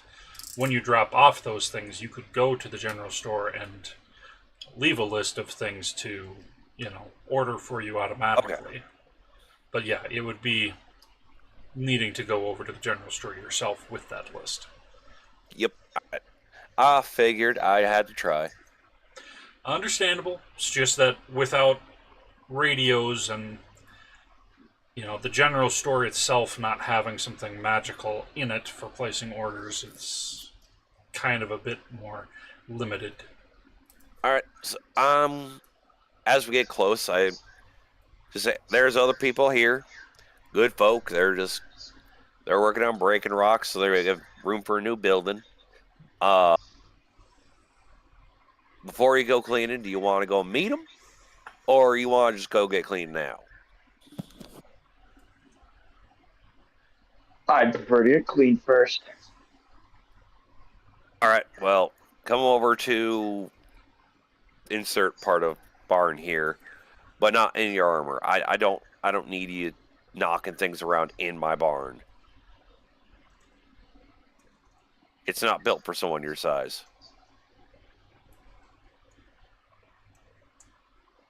Of course, you teeny human. I am what I am. So, he can go off and do that. I'm going to first go find the other prisoners aside from Twitchy, because all I hear is click-clack and giggling from inside. So it's, yep, okay. They're having fun. Elidon's definitely having fun. Is this part of the barn where Elidon usually sleeps and whatnot? That you're showing him?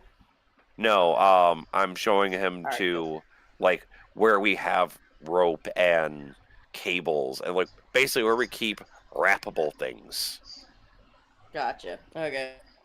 Yeah, because I was gonna be like, if it's anywhere near where Elidon stuff is, there's definitely like a whole ass sign that says like "Stay out." Oh, yeah. Elidon's. Yeah. And it should be especially you, Oppenheimer. It definitely says. Yeah, I mean, open. Stay away.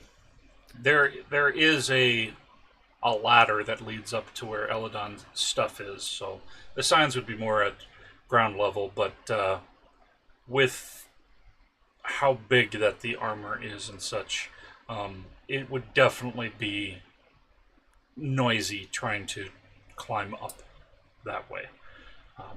It's definitely not sized for that. So Fair I'm going to enough. roll my engineering on designing the grenade housing, I guess. Okay. Engineering and crafting. So, what I'm good at. Yep. Let's see. 1577. Okay. So that's another jinx, and then Yep. 17, so straight success on that.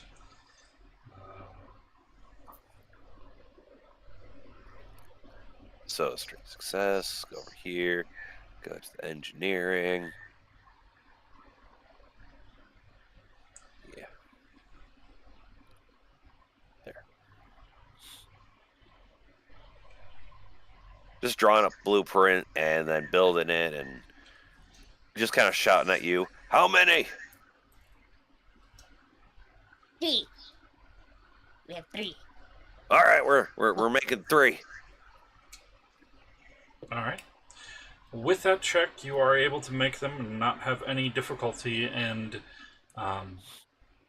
it's designed so that it should disperse a lot, but in a quick, short burst rather than in a prolonged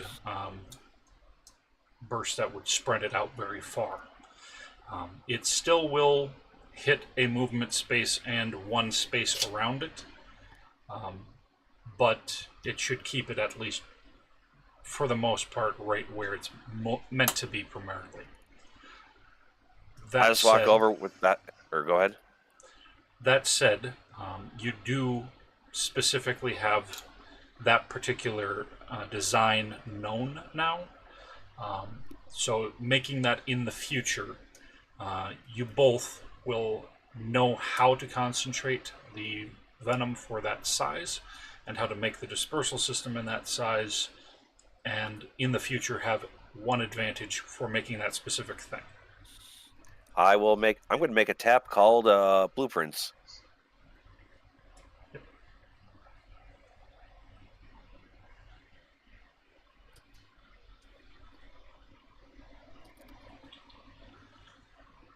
I'm just waiting for him to finish cleaning so I can tell him what's up.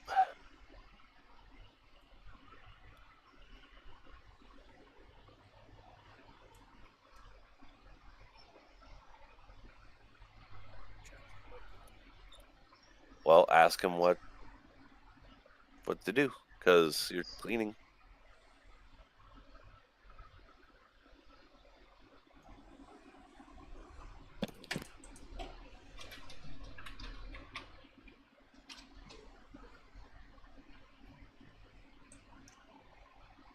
Is there anything specific? Otherwise, I'm just getting to work on the next blueprint. Is there any checks I should do whilst I'm cleaning, or no? That depends. Are you trying to do anything specific in addition to cleaning, or just cleaning alone? Like sometimes some individuals might say they're doing. Oh, since I'm cleaning my armor, I'm obviously out of my armor, so I'd have to climb around my armor, so that would probably be something of strength, because it takes effort to clean off mud or whatever else. Okay. So yeah, in that particular case, I would say you can be earning progress toward climb checks. It'd be basic, just interaction check.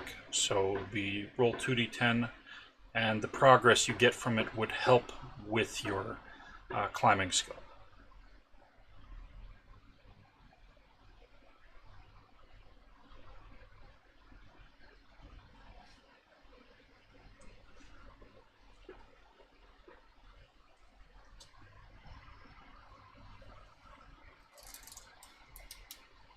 So just roll 2d10 and then let us know what the result is.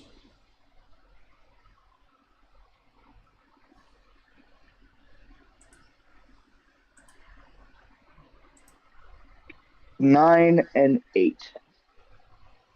Okay, 17.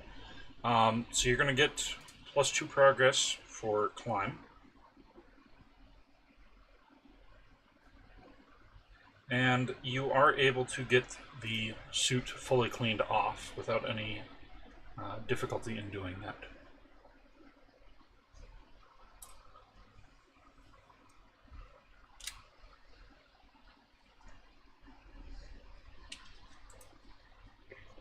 Once I finally get my suit cleaned enough, or however far I get, then I return back to Oppenheimer. All right.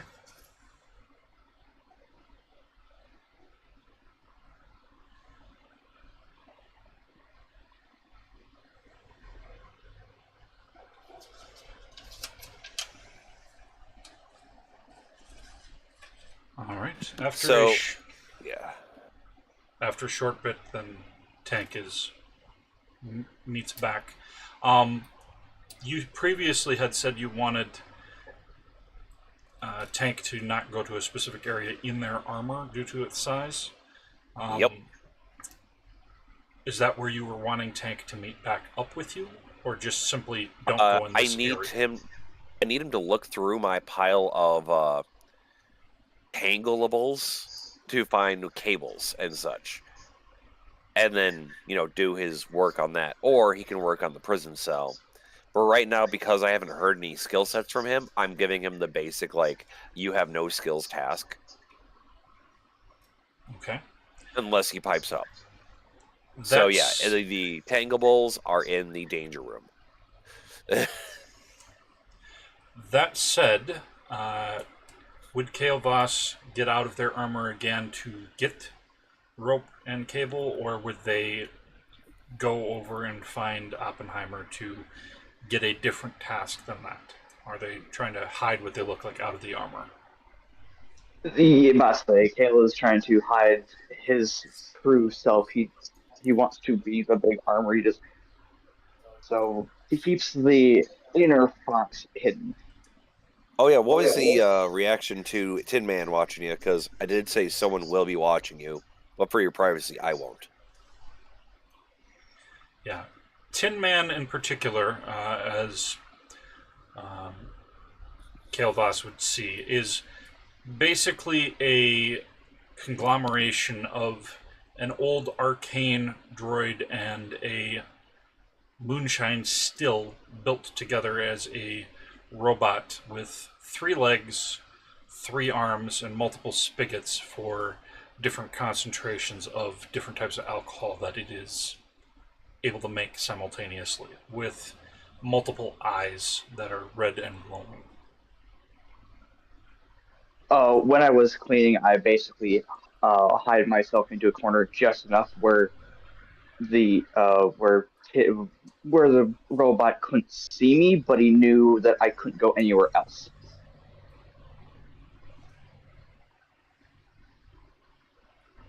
Okay.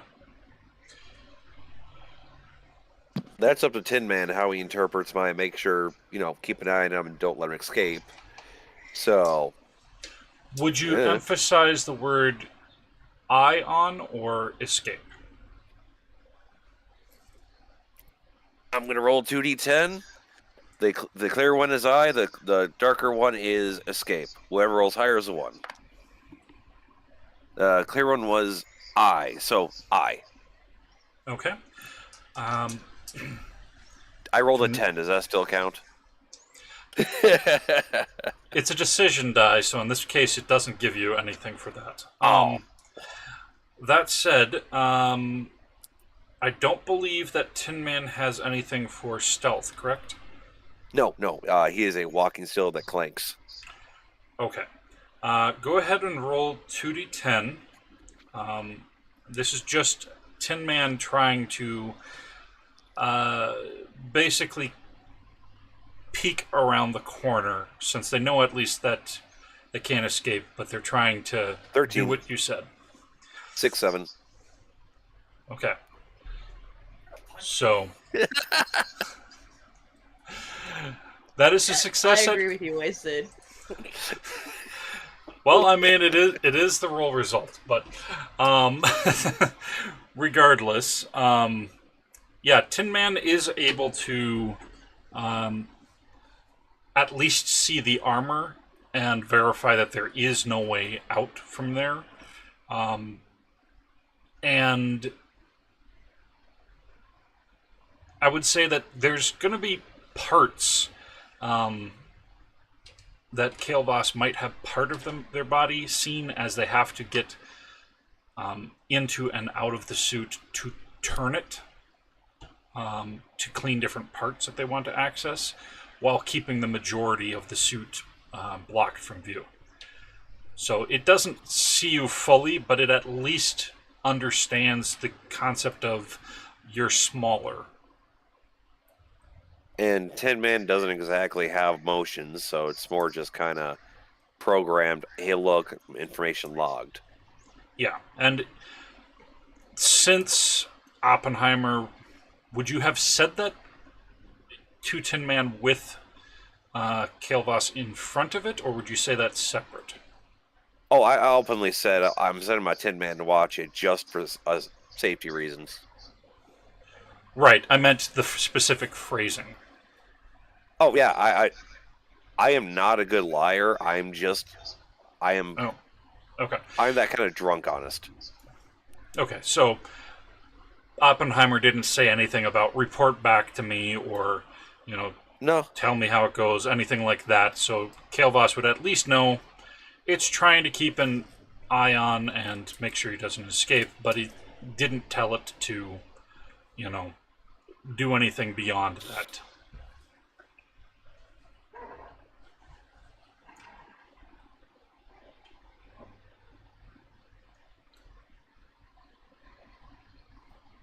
So if that's wrapped up, ah, need to work on something, and you just walked up to me.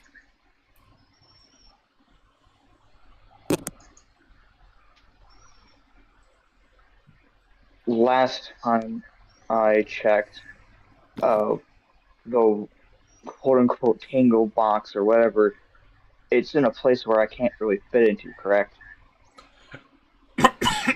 Yeah, it's in the barn away. It's in the barn where I kind of store stuff that isn't like a chemical or something like that, but they're all like tangled. So you pull one, you're gonna knock a shelf, which is gonna knock an acid, which is gonna do it's a whole thing. Yeah, you can certainly park the armor in the entrance to that section of the barn, with Tin Man keeping an eye on the armor and seeing you go into that area. So at least it would I'm make gonna it ask for a difficult for. different job. Yeah, that's what I was going to say. Is you can definitely tell this is the kind of logistics you would work out if you chose to do what you were requested to do. Like I said, you never told me your skill set, so I'm just assuming. But what do you do to stay on a different job? Because how you phrase it changes how I do. You want me to squeeze into that tiny building and not blow myself up. You must be very drunk and very stupid. That's why I said you get out of the armor, because then you're not going to bumble around like that.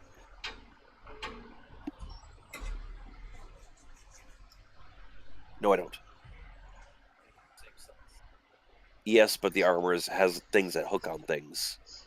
That's why. There's at least a reasonable understanding that the armor has to be bigger than the person inside it, but not how much bigger. Yep. It's just a matter of you don't know how big Oppenheimer thinks that you are. I'm going to retort back and say that I refuse to take off my armor. Would Elidon be Go in the ahead. vicinity of this conversation? Considering that Oppenheimer just finished the grenades near you when you had, worked on the toxin part, unless you chose to go elsewhere, yeah, Elidon would hear. Cool. So while they're having this conversation, can Elidon just sneak in to go find whatever the fuck Open's looking for? Yeah, I mean, can certainly do that. Whether you tell them or just simply go and do it. I'm just gonna go do it. Not even gonna say anything. Alright. Go ahead and roll 2d10 and anything you think is an applicable skill. Reflex would definitely work. Trying to think of other ones that. Searching? Salvage? Salvage would be more if you're taking something apart. Searching would definitely help. I mean, taking apart a whole bunch of tangled things, it would be kind of like salvaging. Well, that's more if you're trying to disassemble or take something from a wreck. It's not so much trying to Tetris or Jenga something. That would be more spatial. Spatial would definitely work in that regard. Like I said, reflex would work to be able to notice something is about to shift and kind of Indiana Jones, shift the weight around kind of thing to keep it from adjusting or to catch something that might fall. I'll go with reflex, but I don't have anything in it. So it's just 2d10, correct? Correct. But it may gain you some progress in it. That's fine with me. Ooh, that's a 3 and an 8. Okay. Well, that ends up being success at cost.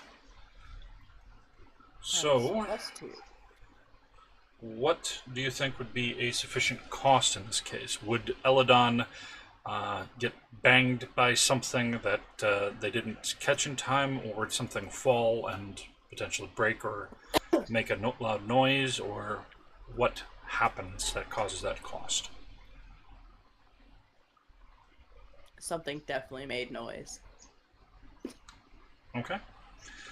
So, Oppenheimer, in addition to the ropes and cords and other tanglables, what sort of things do you have in that space that might make a loud noise? Well, I would have containers, like smaller containers of, let's say I found some soot that I need to use for a project. I set it down, and then I lost it somewhere. It's in the tangle. There's metal things that I need for a project that I set down and forgot about. Or that room is the equivalent of, I'm going to put this here for safekeeping, and it went poof. Okay. Would Which you is why have I tell people not to risk it. would you have, as you mentioned, metal things, say for example, metal siding or roofing pieces for Oh, doing yeah, repair yeah. work? Okay. That would Definitely certainly some make shingles. yeah, that would definitely make a loud noise, and wouldn't really damage it terribly from falling. Maybe dent it a little bit, but not something volatile.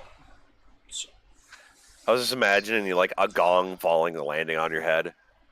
I definitely imagine that, but it's just no. I'm just going. You metal roll too shingles. well for that, but still funny. Yeah. That's fair, but I'll go with metal shingles. Thank you. okay. So Definitely Oppenheimer and Kael Voss would definitely hear the loud,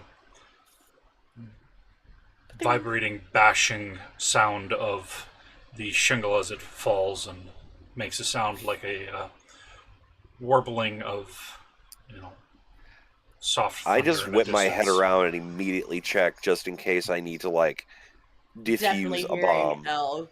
L's definitely like Ah, meow. I'm still rushing over in case it's more than just you.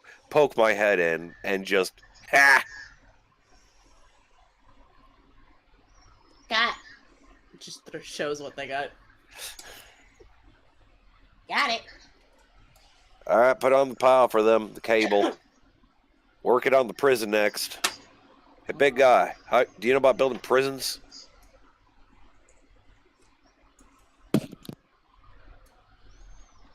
I know minor metalwork. That's all it takes. I just need to build solid walls. We're going to put concrete underneath it so they can't dig away. We're going to put concrete walls around it, reinforce it. I just need you to make certain shapes and solids.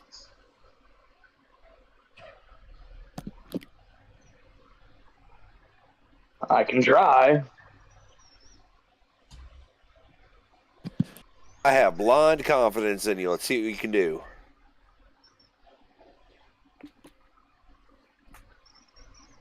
Elidon is definitely checking their wings, making sure that they are fine. Elidon thankfully would determine that they weren't harmed other than just loud noise and surprise. I was also going to totally not be concerned about Elidon. Yes, I'm busy doing other things, while also secretly absolutely concerned because Well, Elidon Elidon, knows that this is normal, but they were just checking for their own sake, like just to make sure. I So- am secretly worried, but also busy and don't have time to show it. No, that's fair. Elidon knows. Don't worry. Oh, I know. It's just one of those like glance over. Nope, I'm okay. There's nothing wrong. If anything, Elidon probably sees you looking and then just gives you a thumbs up, and then continues. Offer drink. Eh. Yeah, I'd show the big feller to the forge, and just, I guess, I'd do a craft check for that. While also working with the other prisoners, start making concrete so we can make a prison. Okay. Before I head out, I go, "Hey, El, can you swing into town? I got a grocery list and I need it filled."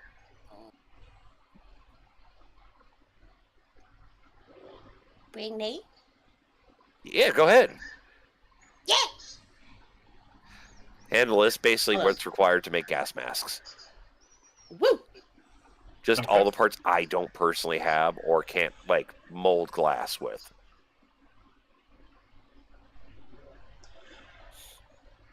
So, Can't tell. Elidon hates going places by themselves. Yep. Oh, I know. That's why I was the... Could you?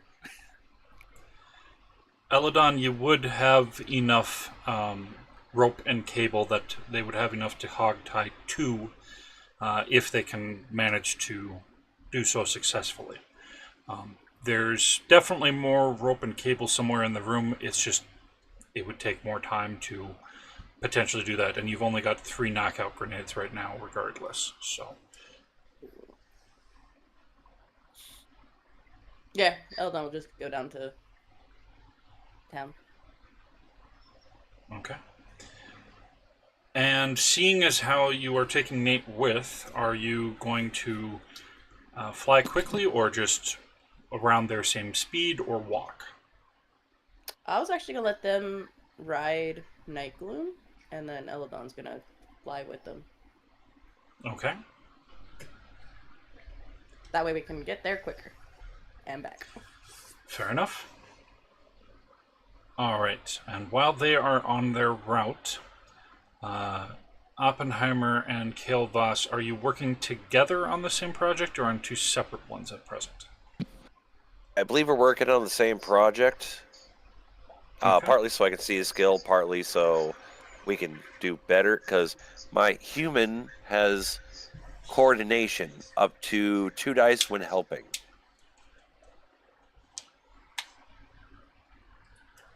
So I could give him 2 dice, I believe, as long as I'm helping him.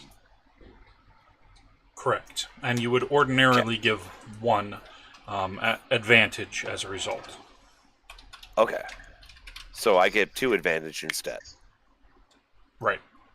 Okay. So I'm going to help you so you can, with your power armor, making better hits and stuff. Words. What's my skill check in this scenario? Same thing as smithing and all that?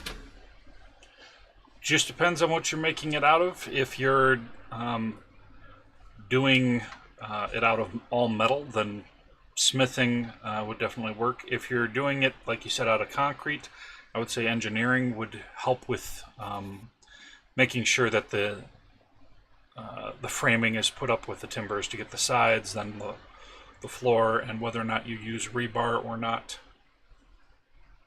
Oh, I plan on rebar. I'm making this a good cell. I know they can dig. Okay. So yeah, I would say that that's definitely what I would suggest would be the 2 of those skills. So I'm going to use my engineering and smithing. Even though I don't really have many points in smithing, I can at least help. So, where was my engineering? There it is. Okay. 1, 2, 3. All right. I'm going to do my engineering check.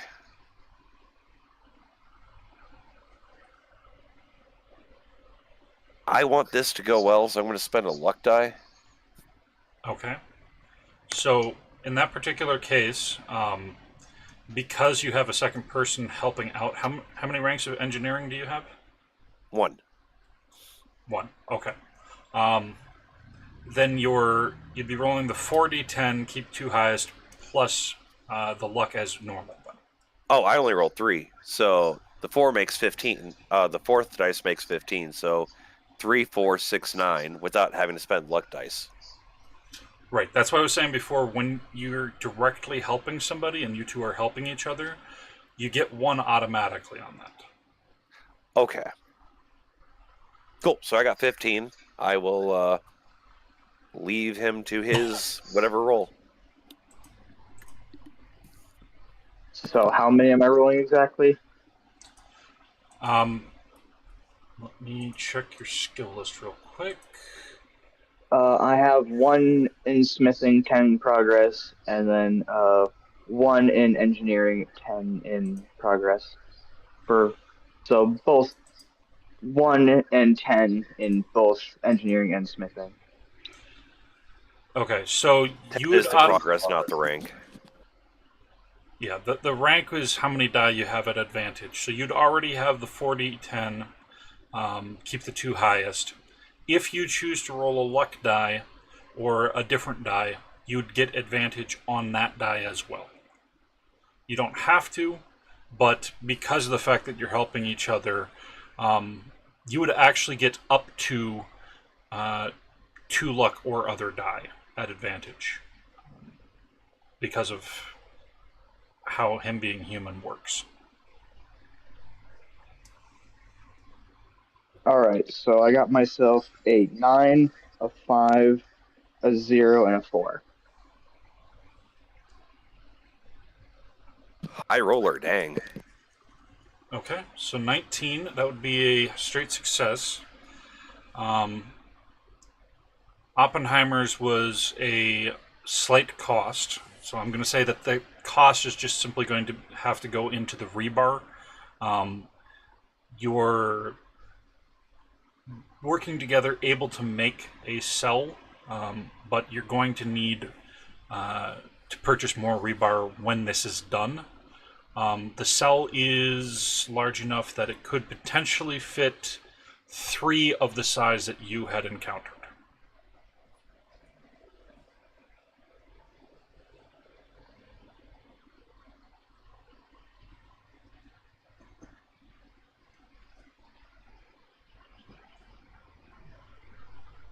So, after I'm done working, look at you. Pretty damn good.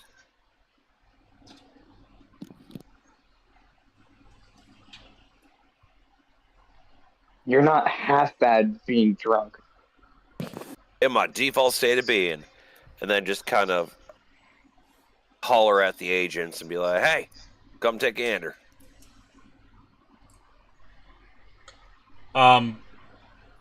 Are you trying to move back to the highway far enough for them to hear Well, I you? thought they were at the farm for the sake of like picking up gas masks and No, that's rope what limit.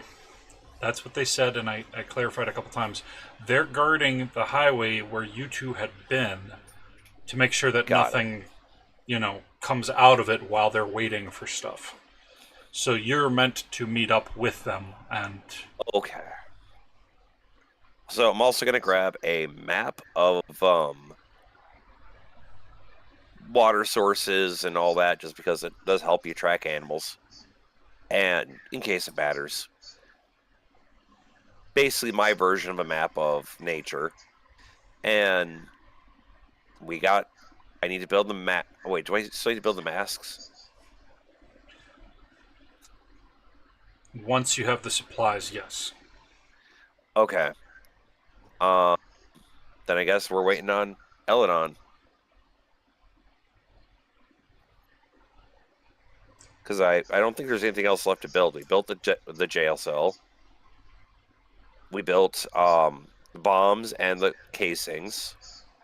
We got the cable and rope. So just gas masks and we're good. I believe.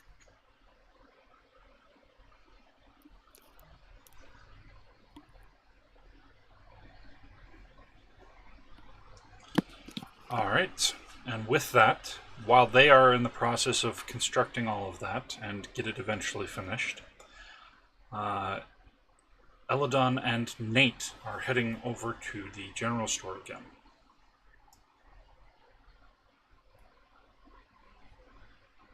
Yeah.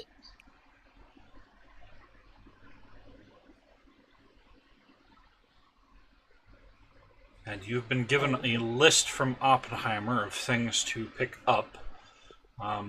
Oppenheimer, what would be the list? Just simply what was included for gas mask stuff, or anything else at the same time? There is specifically lenses required for the gas mask.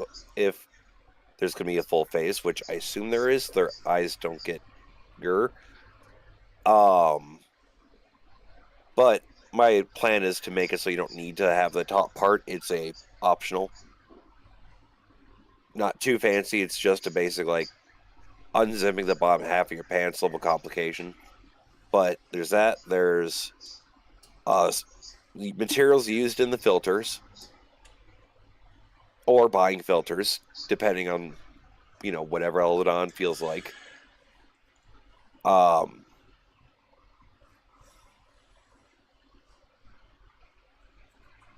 What was it? Rope. More rope. I'm trying to remember what it. Never mind, that didn't matter. High pain meds, it's working. Yeah, just a whole bunch of materials for gas mask, some rebar, whatever else I'm missing to keep making concrete. Basically, all my projects, a little bit of everything for that.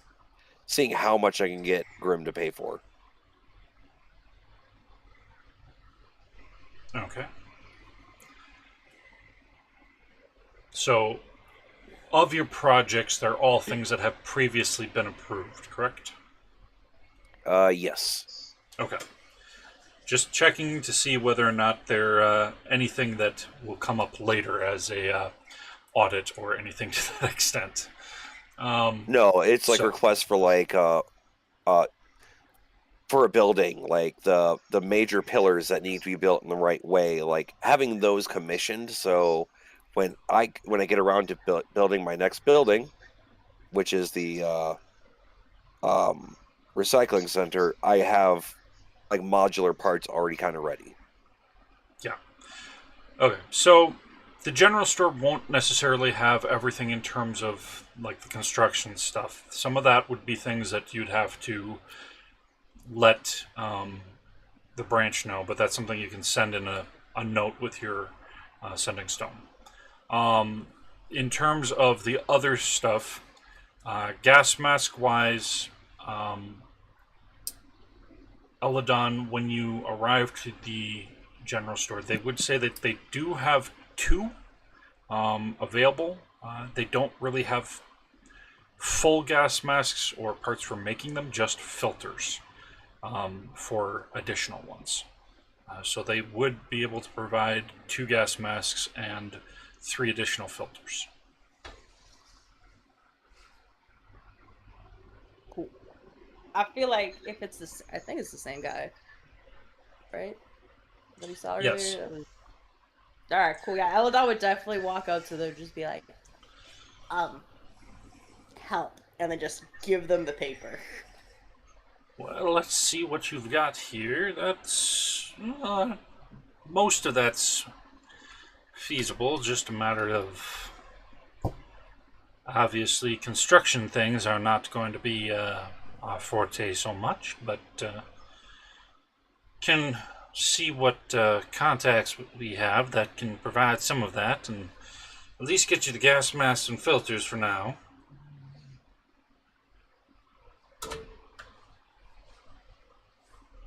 So that will take him a short bit to get it all gathered together, and after that is all written up and documented, that it will be charged to the G.R.I.M branch at Grafton. Elidon and Nate are able to leave the general store with the items that they've procured. On your way, Agent Argent would be riding back from the funeral home and see the 2 of you.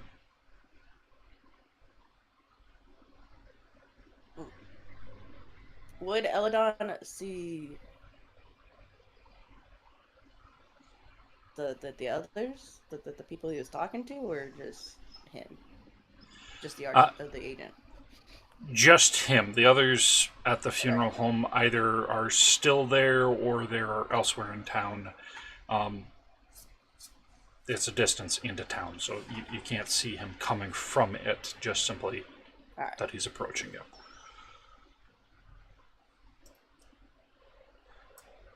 I mean, unless he has anything to say to Elidon, Elidon doesn't really have anything to say. Okay. One moment while I do something. Okay. Elidon. Ugh. Do you have anything for judge, empathy, induction, deduction, or otherwise checking how somebody's emotions or facial expressions, that sort of thing? The most I have is a point in the progress for induction, but no, nothing else has anything in it. Okay. So go ahead and roll 2d10 with 1 disadvantage.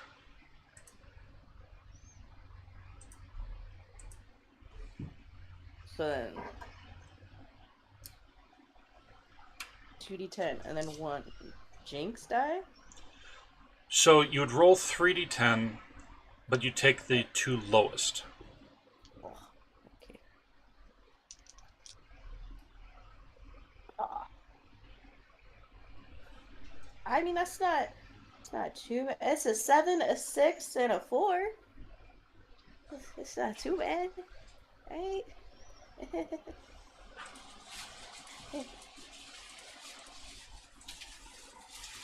Okay, well that's 10, so that's a success at cost, just barely above a failure at bonus. I So, got a 1 or a 2 that I'm adding. I'm sorry, what? Do I add 1 point into my induction? Wait, never mind. It'd be 2. It'd be a 2. All right. Yeah.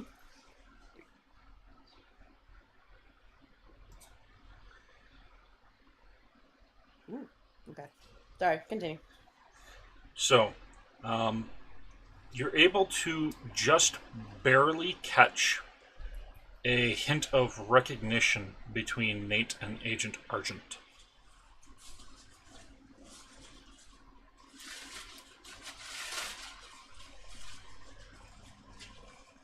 Was this the agent that brought Nate and the others to us? No, that would be Agent Yep. Ichabod.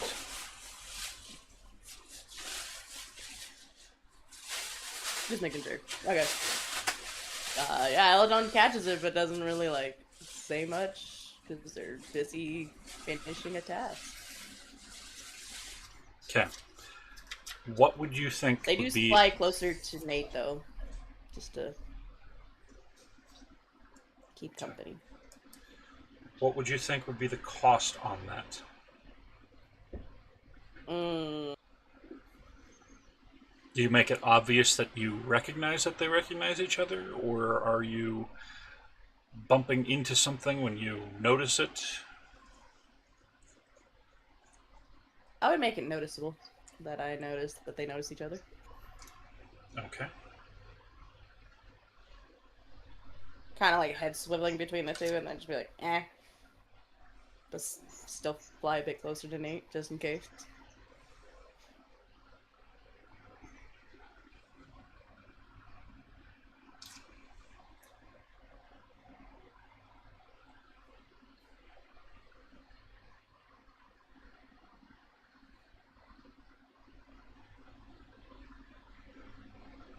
It's also more protection because he's on my horse, so I want to make sure he's not gonna make my horse do something stupid.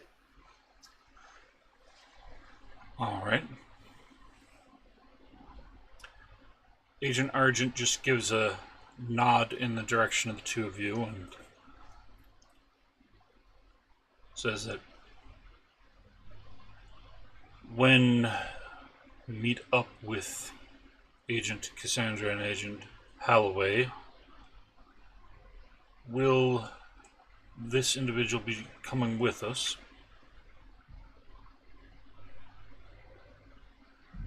I would leave that,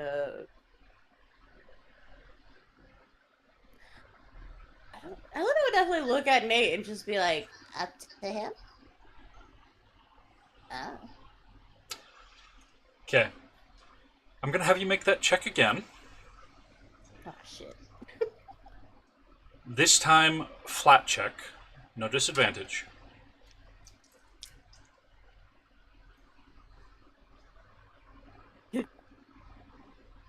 No, son of a bitch. That's a 1 and a 6. Keep gaining jinx die. I don't even know what I'm at for jinx die anymore.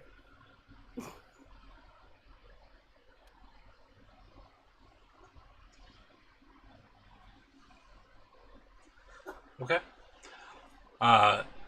Nate would just say, I think I'll have to check with Oppenheimer about that. I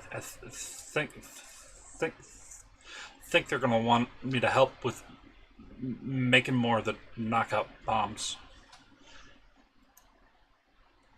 You definitely can tell at the very least that while Nate has had a stutter, it is a little bit more pronounced than you're used to. You can't really tell much more than that.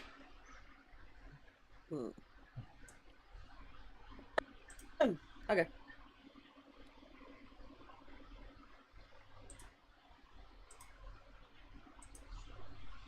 All right.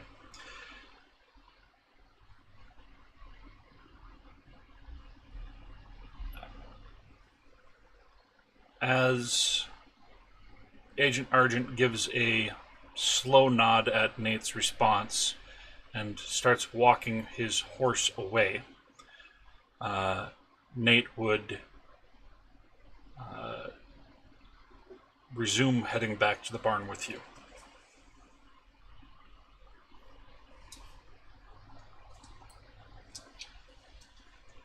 Nate, okay?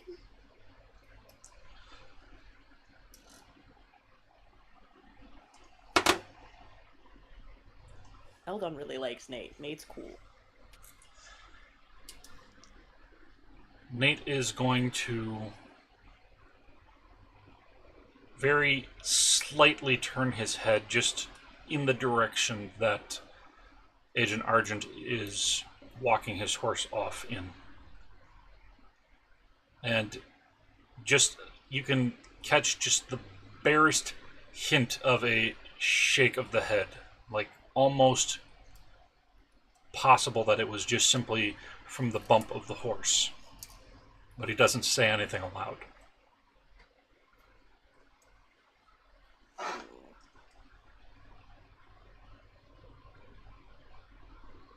Elidon hurt? Agent?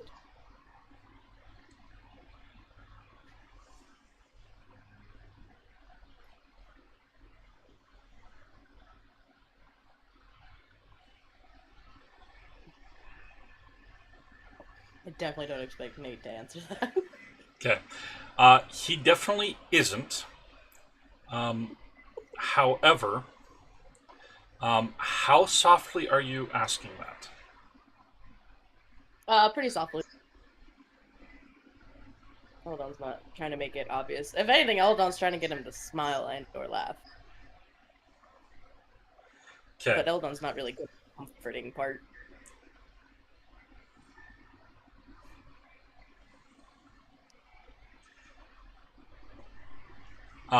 You would definitely see Nate's eyes go very wide before he kind of tried to get his face back to a more neutral expression at you mentioning hurting the agent.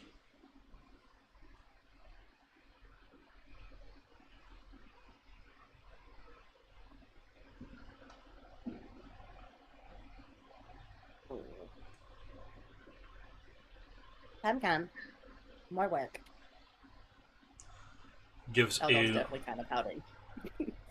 little nod and continues on your way back to the barn.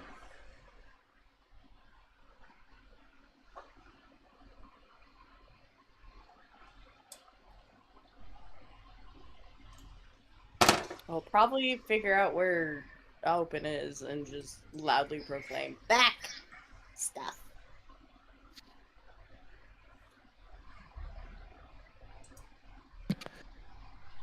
You would hear in the background Oppenheimer giggling happily at a project.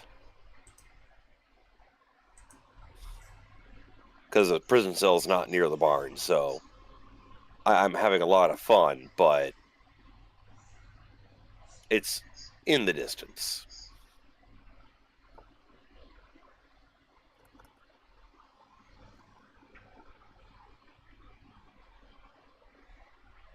Okay. Open. What? Stop. I'm making my jail!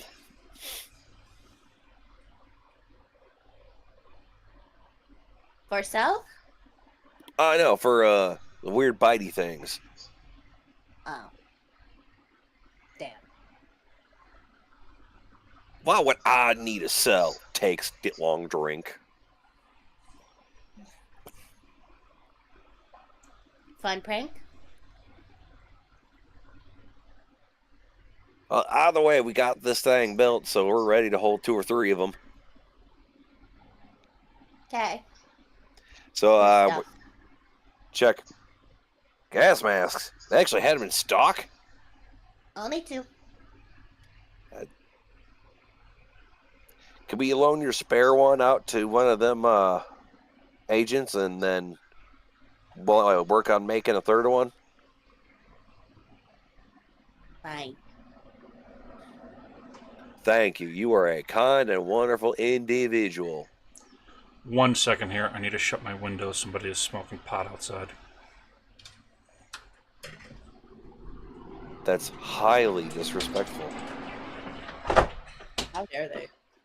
Be so high.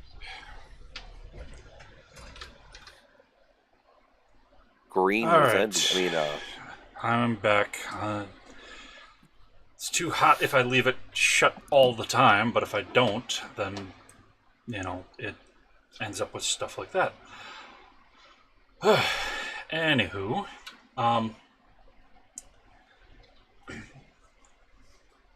Oppenheimer, how far away from the barn is the prison?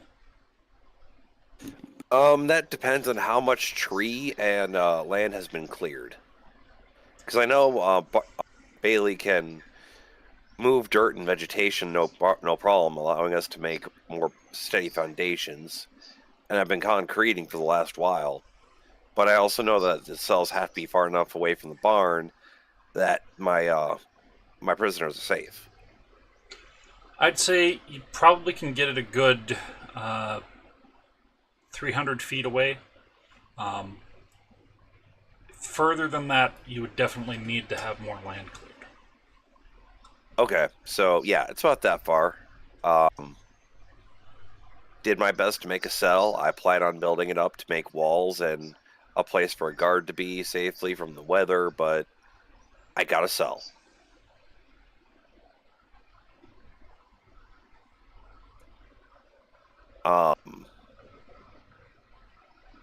What do you think? I think it's shiny. Yeah.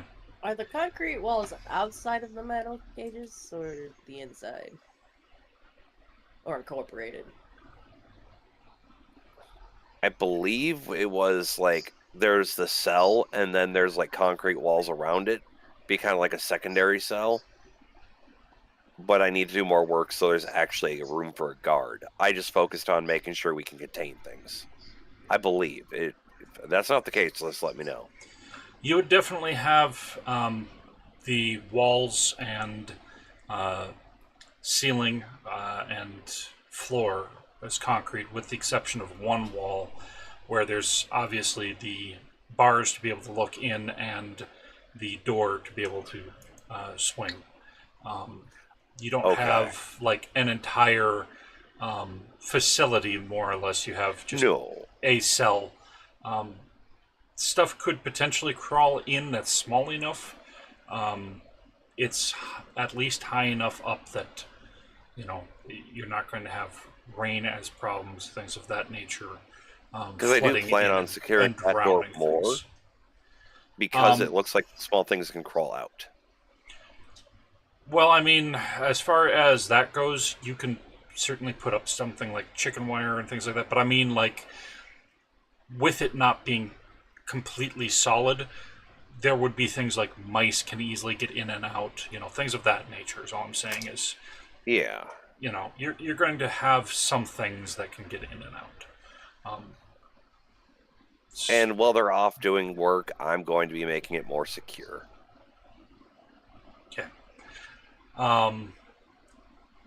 With that said,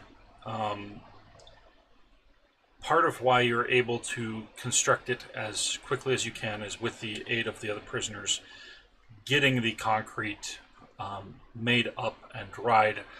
You had some pieces to work from for part of the foundation and merging it together and things of that nature. Because otherwise, concrete does take quite a while. Yep. So you have enough. It's not necessarily the strongest, but it's durable enough, especially with the rebar that you've laced in with it. Over Because I time, have an extra plan I want to do to it that is not mundane but magical. But again, I need time. Just letting you know that is a plan of mine. right. I was just saying that because you've already had them crushing rocks, and you would have had bags of cement and some chunks of cement that would normally be used for like sidewalk and other things like that, you are able to access enough to make it. But it is limited in size and that sort of thing to at most 3. As Elidon and Nate return,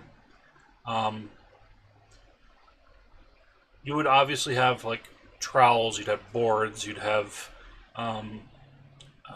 the mixer and other stuff for making up the concrete and getting all affixed in place. Are there any additional tools or other stuff that you would have present in case they are needed? Self-defense tools, aka weapons that are safe to give to prisoners. Such as? Working tools that can double as a weapon, such as a pickaxe or a hammer or stuff like that. Shovel. Yep, shovel stuff. Like, they're durable enough. They can be weapons. I let the prisoners know these can be weapons. However, I can't technically give you a gun. Well, a gun is perfectly fine not giving them, and you definitely would have issues unless it was a, somebody is breaking in kind of thing, here's a gun kind of situation. Would you have your any assortment of knives or anything for cutting things? Oh, yeah. Okay.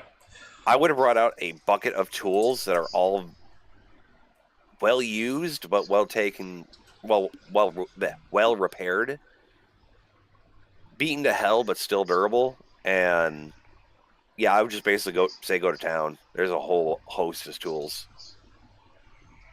Okay.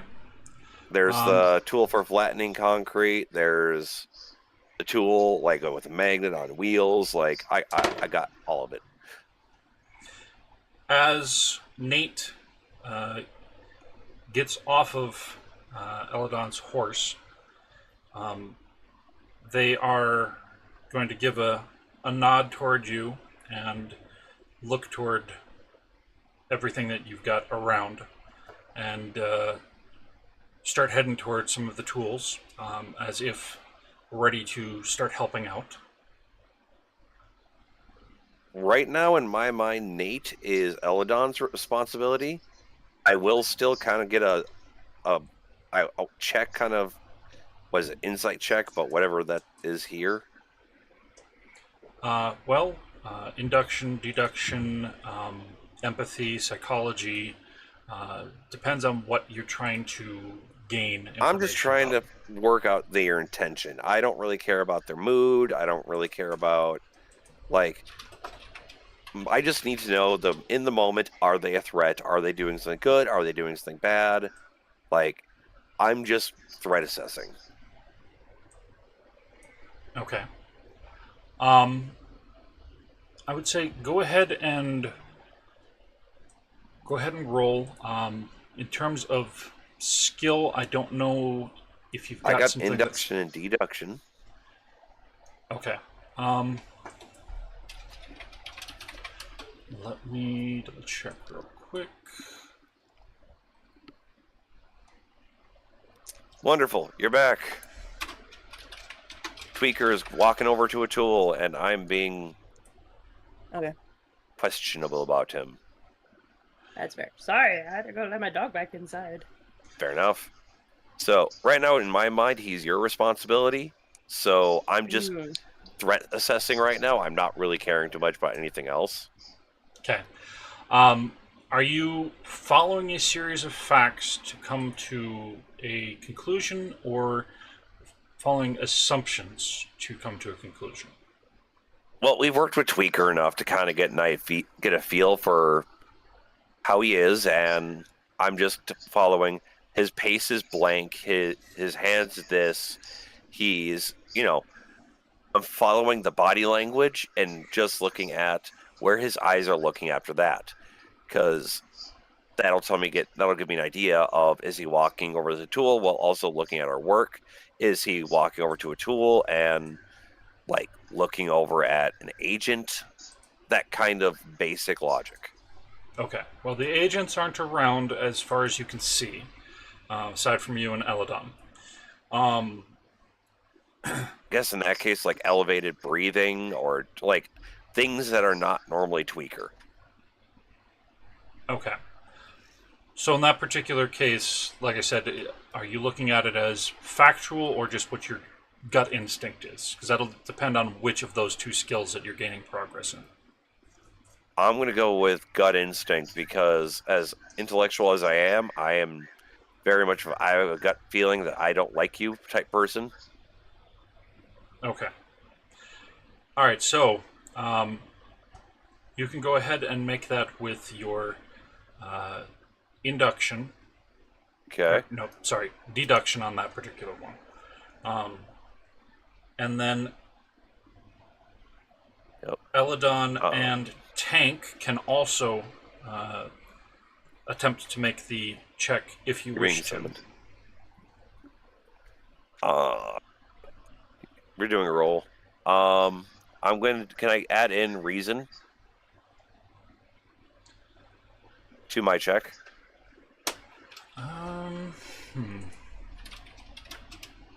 Or induction, deduction, or induction in words.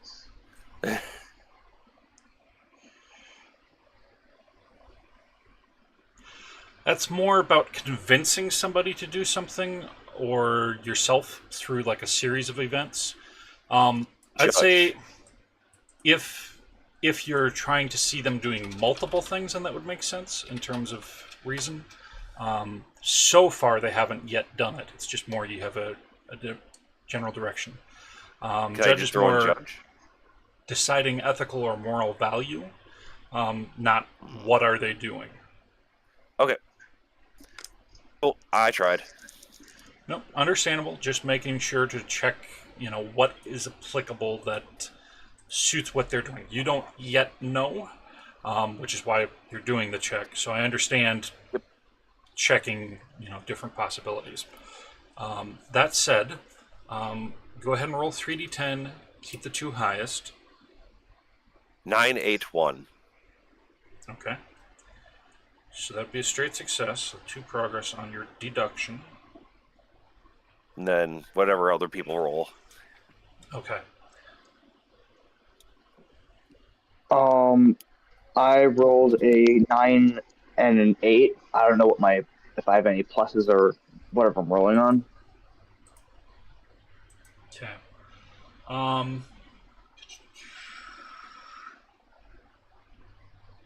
I do not see any skills that you would have necessarily.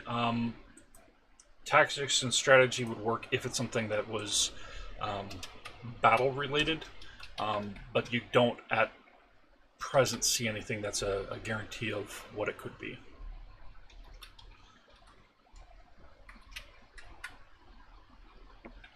But my 9 and 8 are still something. Right. Just was double checking to see whether or not you Very had good anything roll. that would help with that. So you also have a 17, which is a straight success.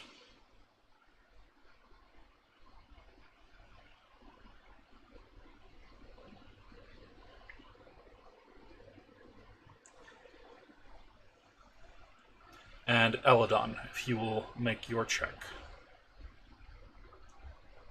I'm gonna use induction, but just to remind me, why are we doing this? Sorry, I was going. At present, after giving a nod to Oppenheimer, right now it seems like Nate is getting off the horse and heading, after a quick scan of the area, straight toward where the tools and potential weapons are at. After Dopin was talking about it. Okay. Sure, I'll use my induction. How many luck die do I have, by the way? Well, you gained 1 this session. I would have to look back through what you've got otherwise. 1 second here.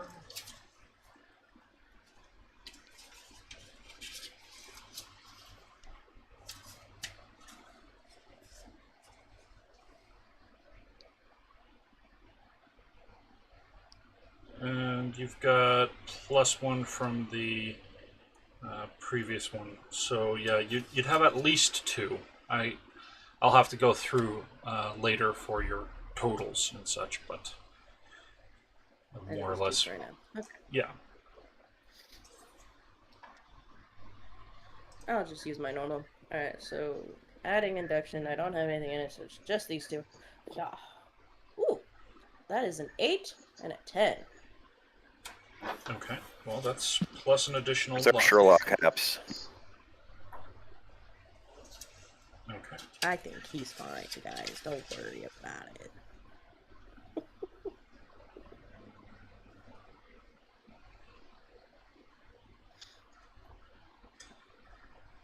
All right. The 3 of you would all notice there is definitely something that is not right with Nate's expression. He looks like he is planning to do something very desperate. He is got his eyes fixed on where you can definitely see there is a knife on full display. And as you are taking note of this, you can see very pained, strained expression twitching on his face. And his skin is starting to smolder as he's yanking off his shirt and hurrying over toward the knife. I announced to Alex, because I am not good with names right away, to get between him and the knife. Just this I is. would say Elidon definitely would have gotten in between them and the knife. I'm just saying, on my part, since I can't rush like Alex can, I'm assuming it's power armor. It's actually racial bonus. Regardless, you have speed. Get between him and the knife. Elidon can do what they do. I'm just doing my part. And I will happily do so. I'm going to probably get in between or stop, try and stop Twig. Well, Elidon at least will make sure the definitely try knife isn't grabbable. I mean, Elidon's gonna try and hug. Not really grapple, but like hug Nate. Okay. As you are saying this, and Kael Voss is trying to get in the way of the knife, Nate's eyes go wide, and they are flailing, trying to get Elidon off them. Need to get it out! Need to get it out! Need to get it out! And they are smoldering even more, and you can see a glowing warmth that is emanating out through their stomach.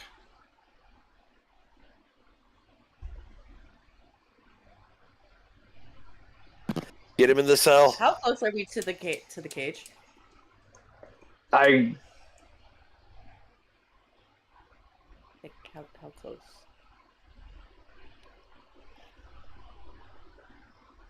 I would say it's about 4 movement spaces from where he's at currently. So, feasible Yeah, with you a can. quick You action. can spend luck dice to move faster. That's exactly what I'll do. I'm going to grab Tweeg and quickly get him to the cage. Okay. Anything else that you're doing in addition to grabbing him and trying to get him over there? I would like to do some form of assessing skill about the situation. Okay. Whether it's a deduction or induction, whatever skill relates to this, because I don't have medicine. Okay.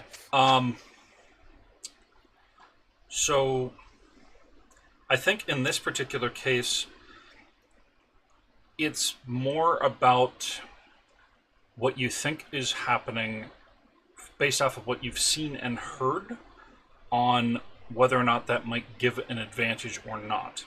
So far, you've seen him trying to get to a knife. You've seen him taking off his shirt, skin smoldering, then glow coming through his stomach, and him saying he needs to get it out.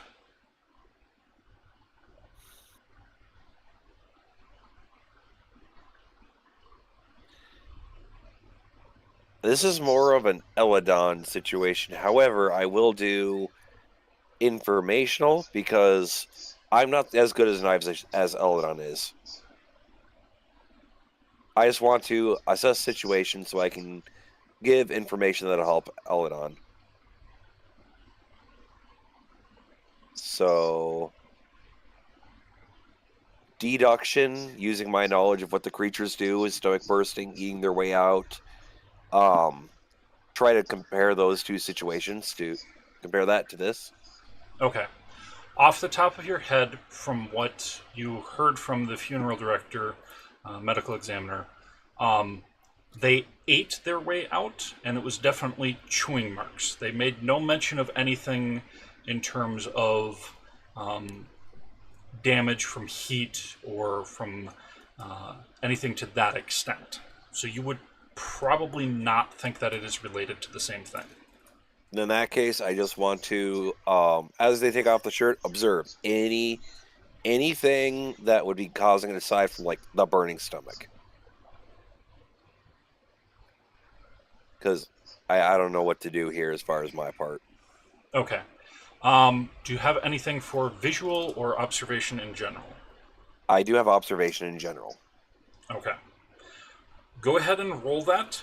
I would say roll it with what you normally would have from that. No advantage or disadvantage beyond it. Just because he's moving, you're trying to do this very quickly.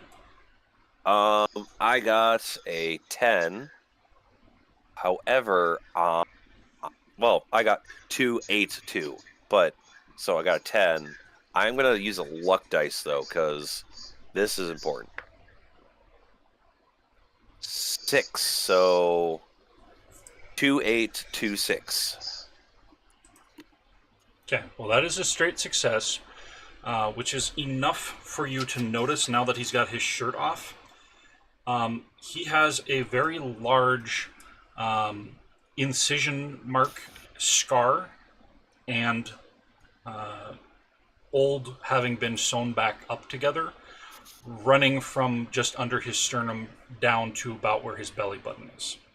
At some point, he was cut open for some reason or another and sewn back up.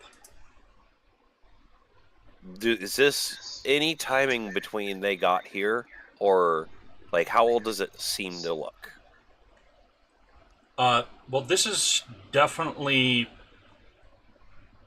months, if not years. It's not anything that he's done like recently or anything to that extent. Okay. Either way, in the prison cell he goes, because no matter what, we're going to solve it in a contained area. Okay. I announce what I know because I don't have the speed to get over there and do an action.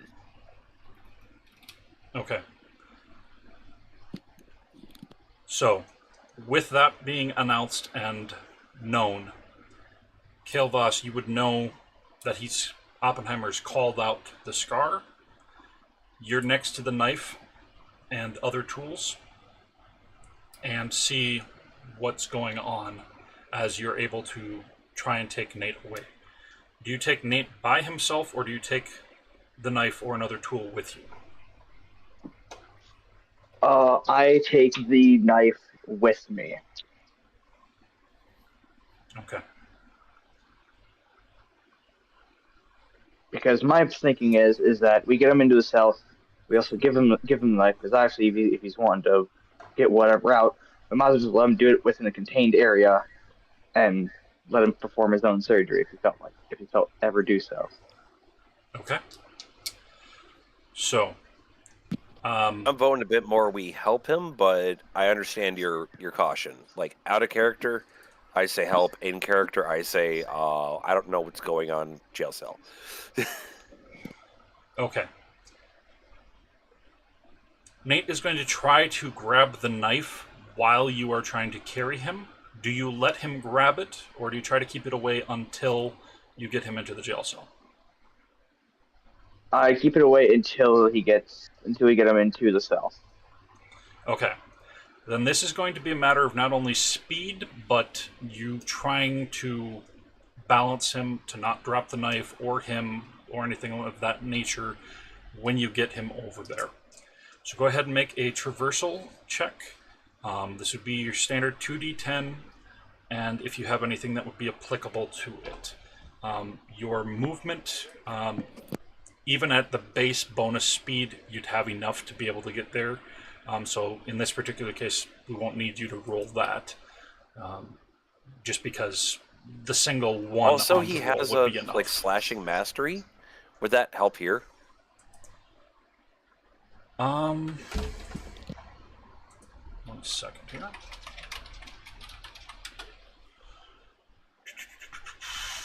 I think in this case it would help with certain things, but I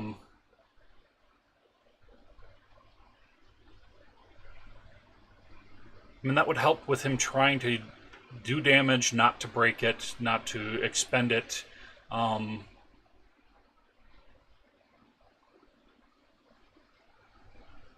He would know how best to put it to use, even possibly better than Nate for doing a clean cut, if he chose to do that. It's not necessarily like first aid and that kind of thing, and he is from a different world, but he would at least know how to make it a cleaner cut rather than a serrated gash kind of situation.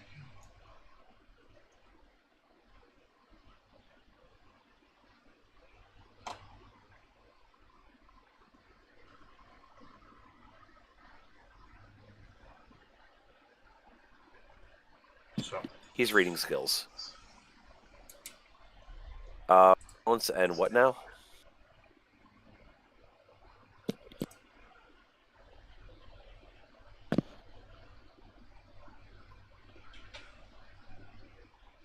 I don't know. Just roll, I guess, because there's not a lot of skills here that'll help. yeah, I think it depends. If he's wanting to actually do the cut himself, I would say that would give one die an advantage. Otherwise, it would be a flat check. I am down to do the cut myself, since I have the fancy. Okay. Can I human help making sure he gets all the dice he needs? Since you wouldn't be able to really help with the check directly, you've already pointed out the fact that he's got where the scar is, and that I would say that you wouldn't help that much. it's different when you're doing something that you can do together, like if you're holding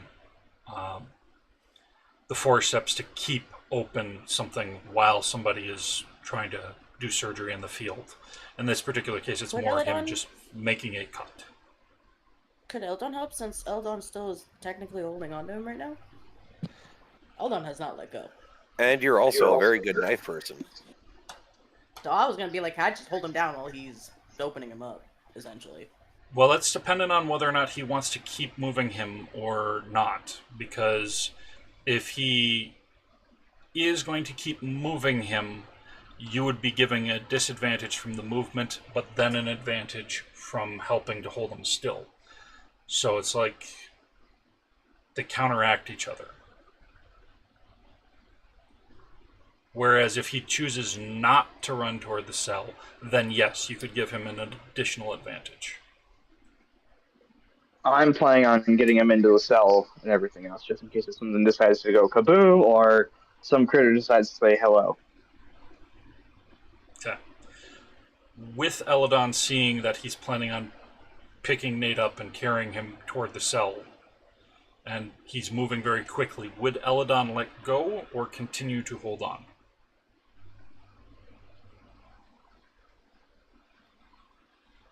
Am I faster to fly myself to the cage? You'd be faster, but in terms of carrying Nate, you would not be. No, I'm not carrying Nate. He can carry Nate. I'm just getting into the cage faster to help. So that is what I do.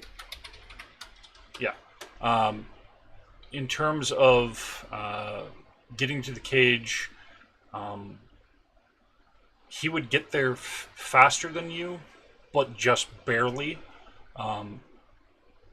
because of how far he can go is not necessarily that much further with how close the jail is. That's fine. It's just as long as I can get in there and immediately just kind of tackle hold as this happens. That's all I want to do. Okay, so go ahead and roll 3d10 and keep the two highest. 3d10. No, I mean, Kael Voss. Never mind. I'm not rolling. Shite. You're just got You're moving. not mental enough. Yeah, no, you're just You moving, got so this. you 7 and don't 8. need to roll. 7 I and am 8. giving aid. 7 and 8. Okay. Are you wanting to add Oh, anything to it? and or... also my bad. My third dice is also a 1, so I got a 7, 8, and a 1. Okay.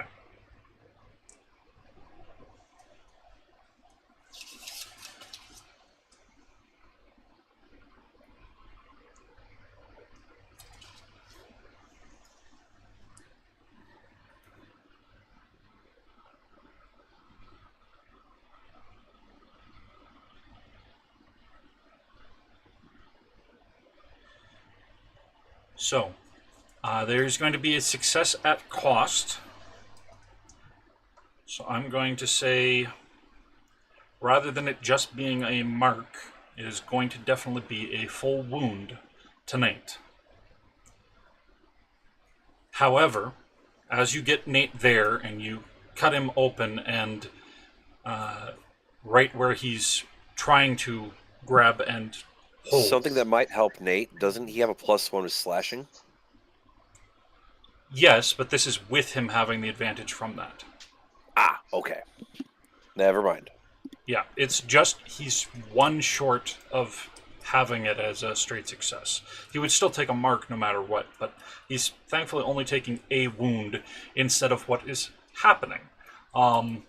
So you manage to cut him where he's indicating, where you can clearly see there's something glowing from inside, and as you open it, open the wound, Nate shoves a hand in, pulls something out with bloody hand.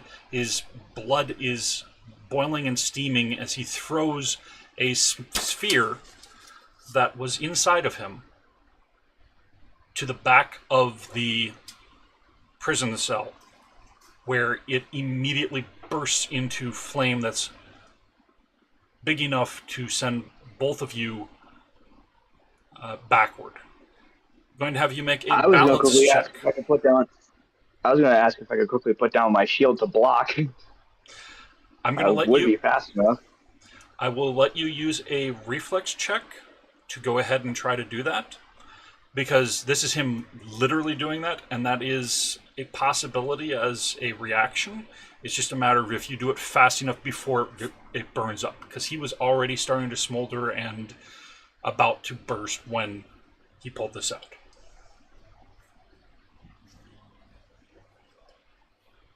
Yeah, nothing I have is gonna stop that. So So what I need to look for again? So go ahead and roll your 2d10, and this will be giving you progress toward your block skill.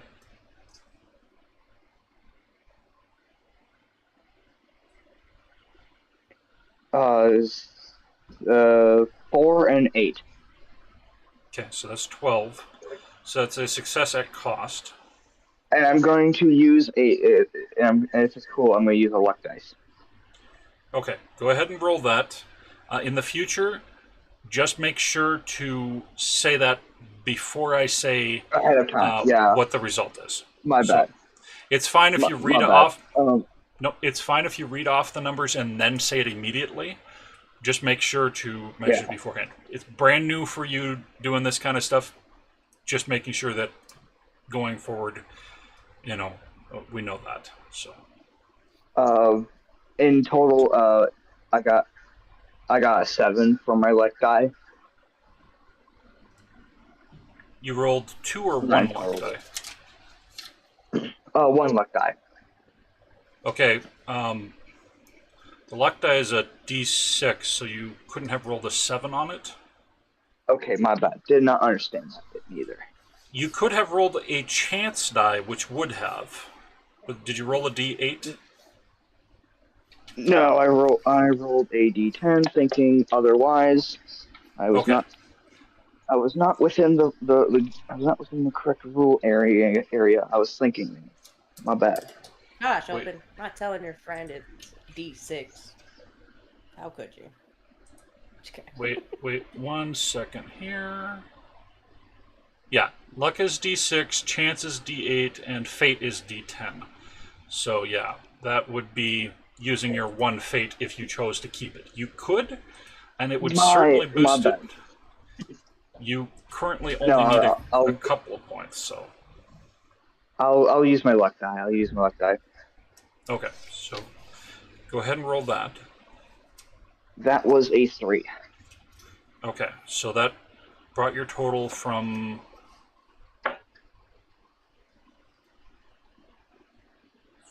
I believe you had was it 12 or 13? It was a 12. Okay. So that brings it up to a 15, which is still a success at cost. So, you are able to block the majority of it. He is going to take 1 mark, and you are going to take 1 mark.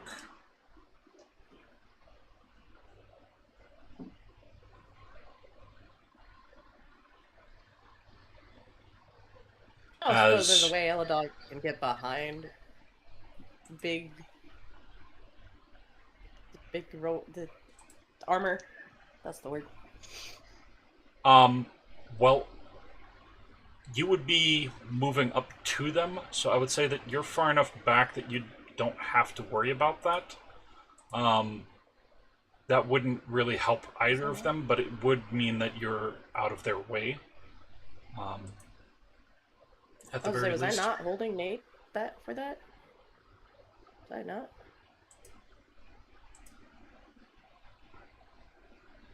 I thought that you had I'm just trying to make let them go so that they could go without... Okay, hang on. So you're still holding on... Then yes, you would take the mark. To get in. I was gonna say I've let him go to get in, but then Elidon would have followed just to then grab him to hold him down. Okay. Then yes, you would still take a mark then, because this is enough of a burst of fire that you would take a mark from that. That's fine. That's what I was wondering. Do I need to roll anything, or? In this particular case, his block was able to reduce it to that amount.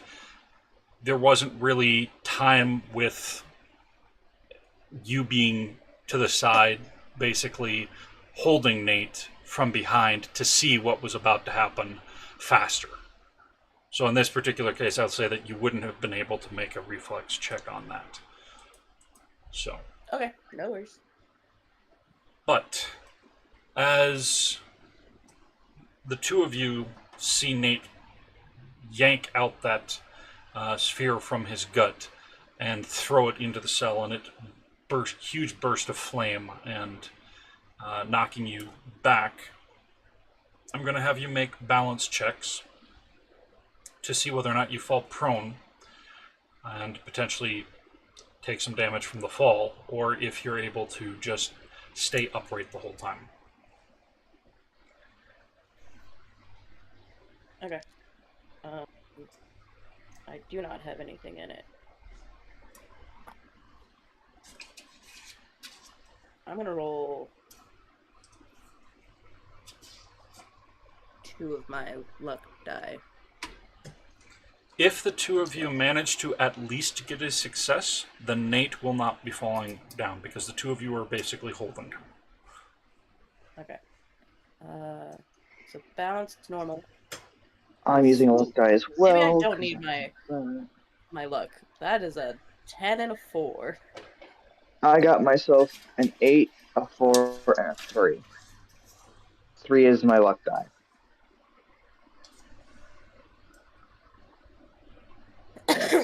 I did not roll my luck and decided, because I rolled 10 and a 4.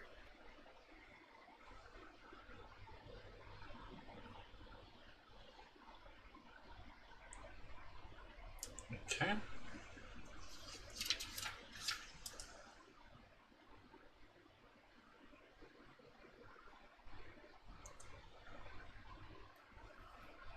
Well, with the 10 and the 3, mean that it's a success at cost for Elidon. I'm going to say that because Nate and the three of you all got blasted and such, you're just going to take a second mark. This from Nate's hand just coming up and clonking you. That's fine. So you've got 2 marks, a breakdown, and a fixation presently. And Kael Voss was able to get high enough to have a straight success, so there's no mark or anything from that. Nate's hand still has blood that is steaming and starting to cool, running off their hand, and you can see that there is a burn mark on their palm now from having grabbed and held long enough to throw that sphere. And as you are holding him and looking at that, I'm going to see whether or not Nate manages to stay conscious or not, because he has gone through a severe amount of pain. Well, that's a 19, so yes, he can. Poor guy.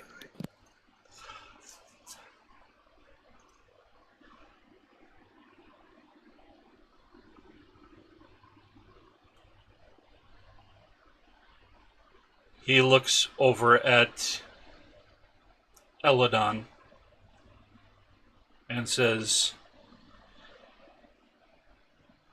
"Agent hurt me."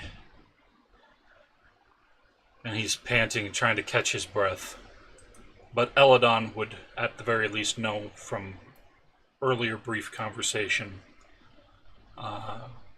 what he had responded and what he means in context. Can I... Because, again, I'm learning how to improvise abilities.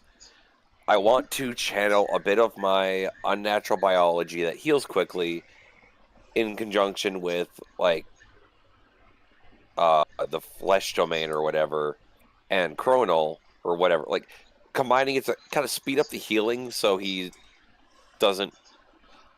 Does that make sense? I'm trying to do a healing using my trait. Okay. Do you have the flesh domain known?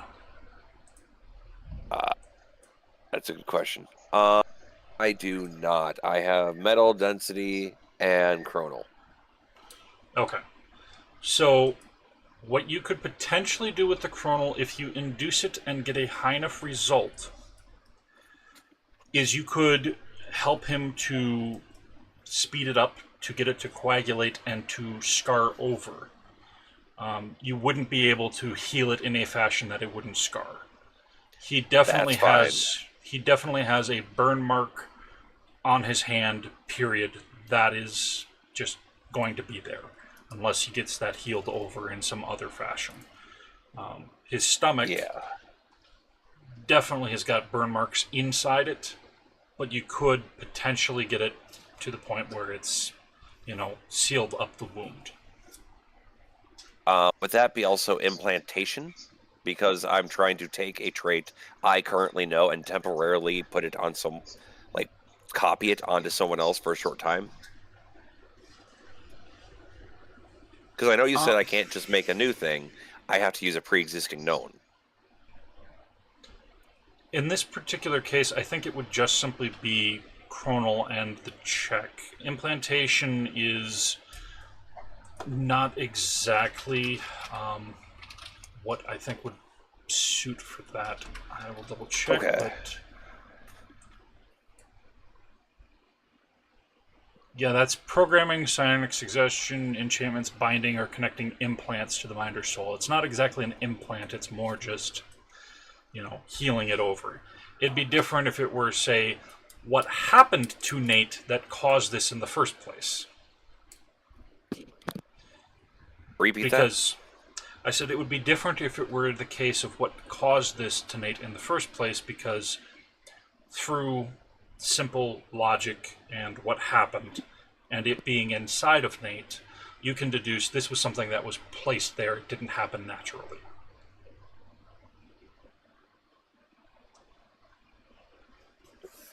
Okay, I'm finally back. I have, if I'm correct me if I'm wrong, but I should have blood magic. Shouldn't that be able to help with healing? Or something along those lines? Blood magic specifically is a source, and you have vitality as a domain. So with the domain, that could help as far as dealing with the blood. Same as with Oppenheimer having chronal to help with that. It's not flesh, so it wouldn't deal with the scarring aspect of it. But if the two of you both use it, I will say that one of you can give advantage to the other. Well, I'm giving it to him. that would be a weird thing because Elidon also has vitality.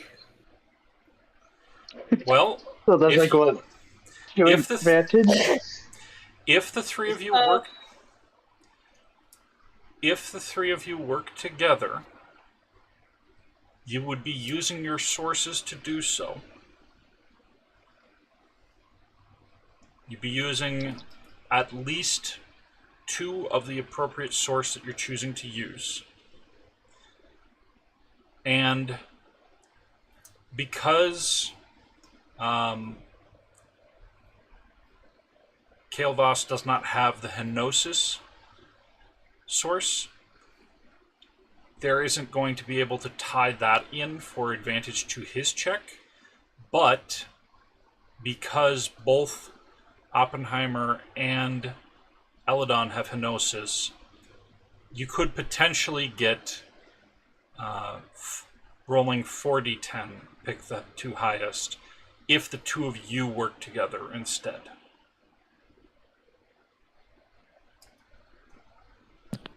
Teamwork makes the dream work. You'd have to use at least 1 point from Henosis and 1 point from a different source. What about me? You would be able to do it and at most get 1 advantage, whereas they would be able to get 2 advantages because they have the Henosis source. That's a particular source that works when doing something in unison together. My human can grant up to 2 dice helping. Could I grant that to him? You granted 1 earlier, so you could grant 1 with him. Oh, I have So a that- limited pool? You have 2 that you can grant per day. Oh, I misunderstood that. Okay. They can be either at the same time or on separate checks. Then yeah, I'll throw him a advantage just so like Elidon and I can do our Henosis stuff, and I'll make sure he has that 1 extra good luck buddy. Okay. If all 3 of you are going to do it then I will say go ahead and expend 2 blood magic source points for Kael Voss. Delcara have Oppenheimer, and Wolfie have Elidon. Each expend 1 from Henosis and 1 from a different source. And in this particular case, it'll be 5d10, pick the 2 highest. Ordinarily, it would not be going higher, but because you're utilizing more source points, funneling all together, you can get a higher result as a result of that. Just like if you had an ability and you pumped more source points into that ability to deal more damage, etc. So in this particular case, it would apply. So 5d10, 1 person would roll it, and then we'll see what the result is. You all will get progress in the sources that you used and in the domain that you used and in interaction. Okay. So who wants to be the lucky roller? I feel like it should be me since I'm the one who has the vitality. Yeah, that's Well, smart. Kael also has vitality. Well, no, but because I have the Henosis and the vitality, that's what I'm saying. Okay.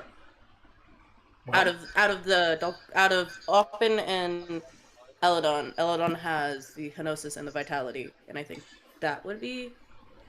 and you have the That's strongest connection to Nate, so I would Correct. say in character you are all working in unison, but as long as Yes. everybody else is in agreement, then Wolfie can be the one to roll it.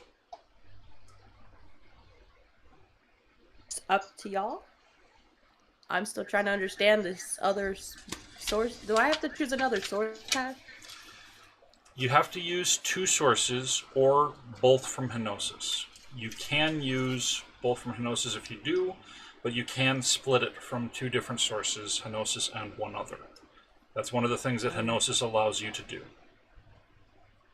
I'll use both in Henosis then. I'm fine with whoever rolling. A new player take it, I guess? Unless you want to, Wolfie. If Wasted wants to roll it, yeah. If not, I can. I don't really. What do you want, Wasted? I'm not too bothered with anything. All I'm wondering is what the outcome.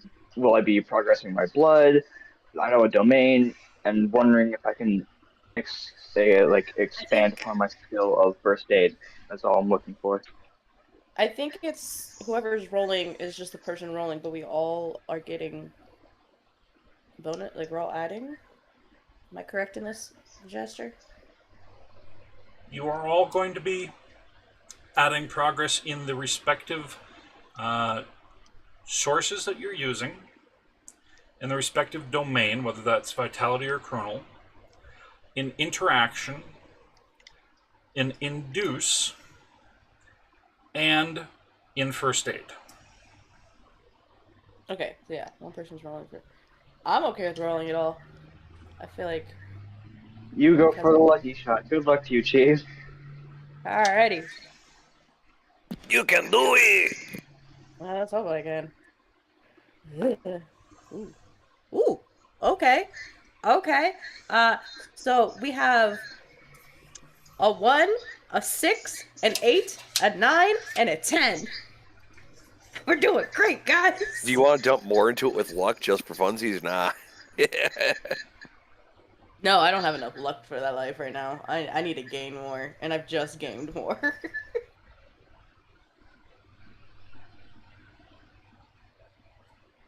Okay. Well, that is enough for a straight success. So you are all going to gain +2 progress on that. And if you put it too high, you would only gain 1 progress anyway, so it's, in this particular case, there's no need to go higher. So you're able to staunch the bleeding and heal up the wound enough that there will be a scar, but he's not in any danger. He is still in obvious pain and tired, but he is awake and alert enough to answer questions.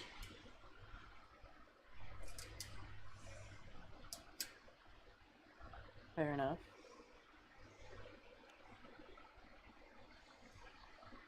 Okay, so we're...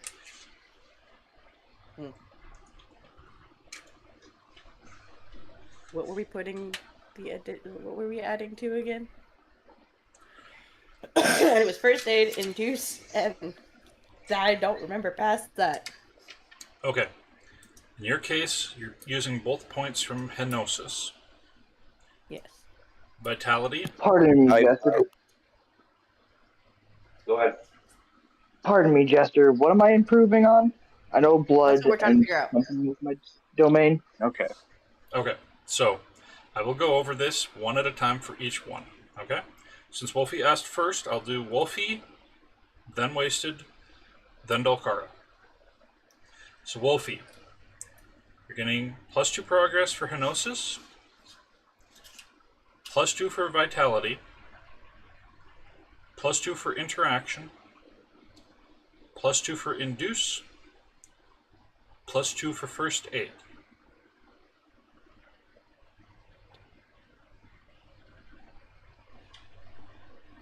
Do you have all that, or do you need me to repeat any of it?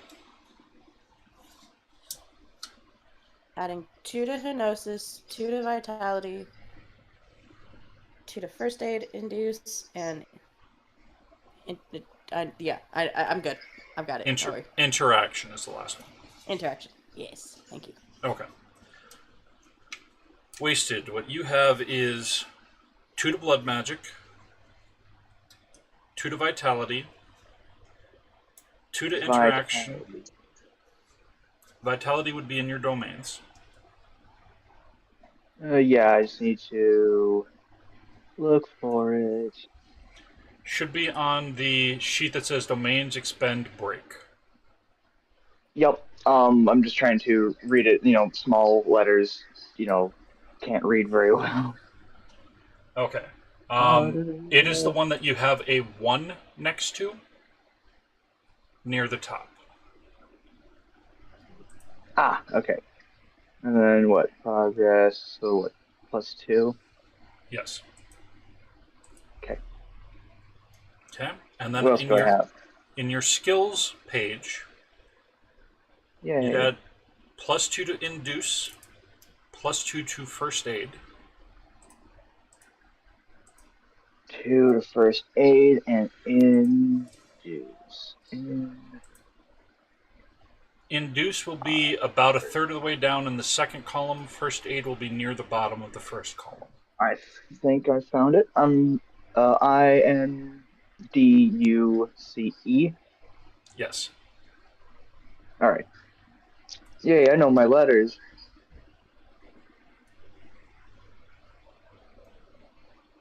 Okay. And then on the main page, you'd also add it to progress on the blue interaction attribute trial check. So it'll be underneath resolution ranges in that particular area. On my main page, it's where? So it's next to the plus on my LibreOffice calc, but I don't know what it would be on yours. It'd just say main page on the bottom. So if you click that to go back to the main page. Yep. Underneath resolution ranges, there's statistic adversity check and attribute trial check below that. It'd be a blue box. The second blue box down.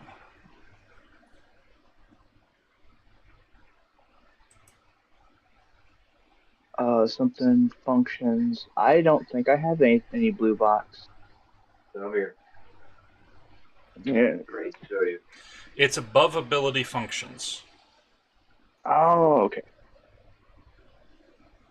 Yeah, no, I don't have that. Well, I have it, but it's not colored. Okay. That would be why. Well, in my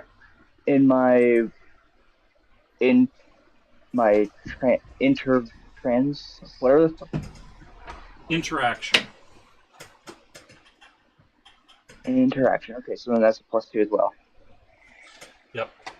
And then All right. with your blood magic, that would be on the right, and it would be one of your ones that has a 1 and a 10 next to it. Yep. It literally says blood. Yep. I presume that's a +2 as well. Yep, so you would add that onto that, so it'd be 12 progress instead of 10.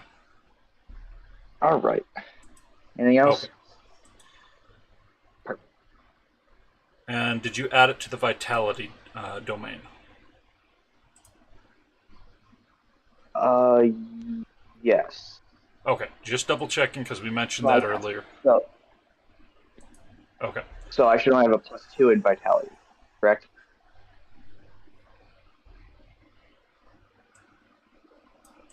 In vitality,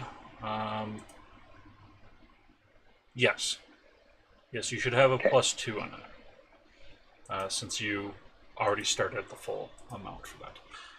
Okay, and then Delcara, you have using just Henosis, or are you using a different source with Henosis? Henosis and Cygnus, basically a bandage with a healing Cygnus on it. Okay, so you'd apply that to 1 to Henosis and 1 to Cygnus. Okay. +2 to Chronal. +2 to Interaction. Yep. +2 to Induce. Yep. And +2 to First Aid. First Aid. Yes. Okay. Okay. So, that catches everybody up on what they would get from that. And Nate is... wounds are healed and such. We like Tweaker.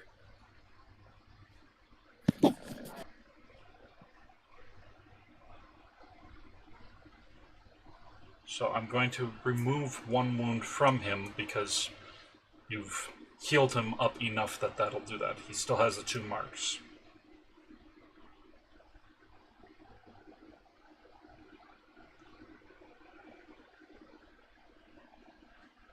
I also give him some booze to help with the pain. Okay. And with that said, before we end the session off, is there anything anybody is going to immediately ask or say to Nate before he downs the alcohol and passes out? Because he is just gonna ask revenge. Nate looks at Elidon, and you can see there's still fear in his eyes, but he gives a very slow nod. Eldon's eyes will turn from... will pretty much become predator eyes now. Like, they're on the hunt. They have a target. Someone mind telling me what's going on?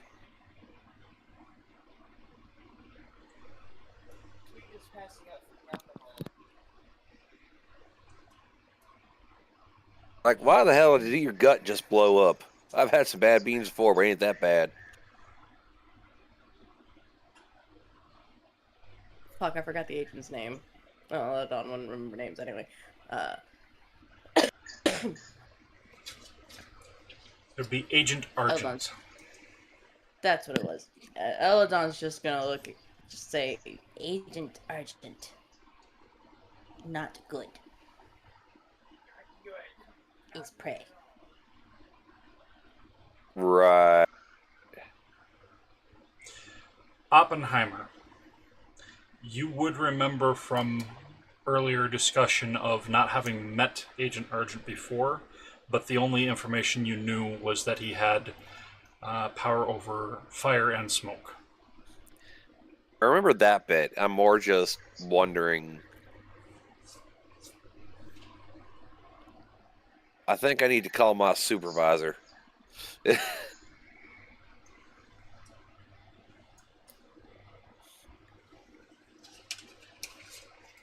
Before we go killing, I need to confirm that we won't all become prisoners over this.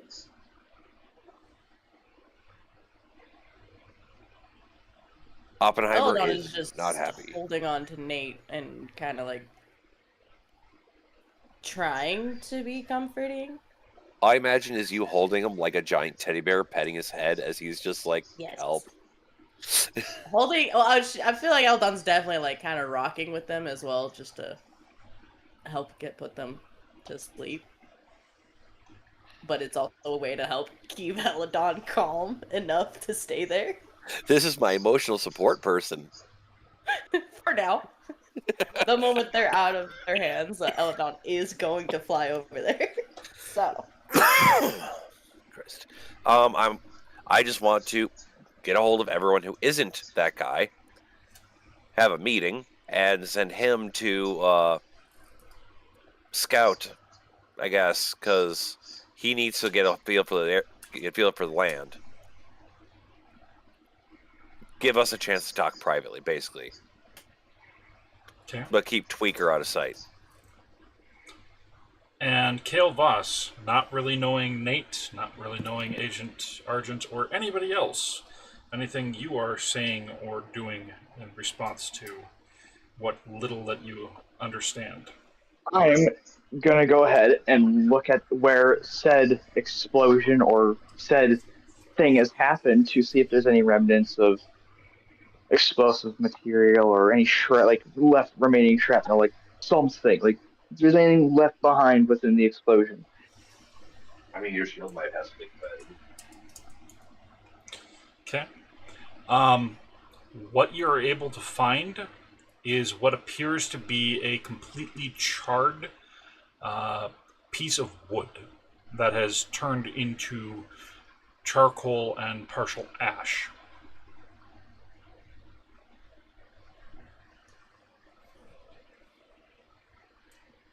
Fun. Well, then I'm gonna probably report that little bit to Oppenheimer before gonna go look around before finally getting the lay of the land like he told me to.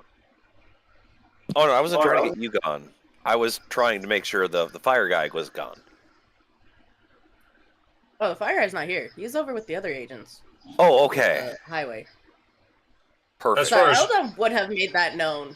As far Eventually, as you are aware. Yeah, as far as I'm aware. Yeah, so you Alex can go patrol because I keep forgetting his character's name, unfortunately. And because we need someone tough to handle that, I need to make a phone call, and I would like an assassin next to me just in case. The assassin is apparently incapacitated and is holding their friend.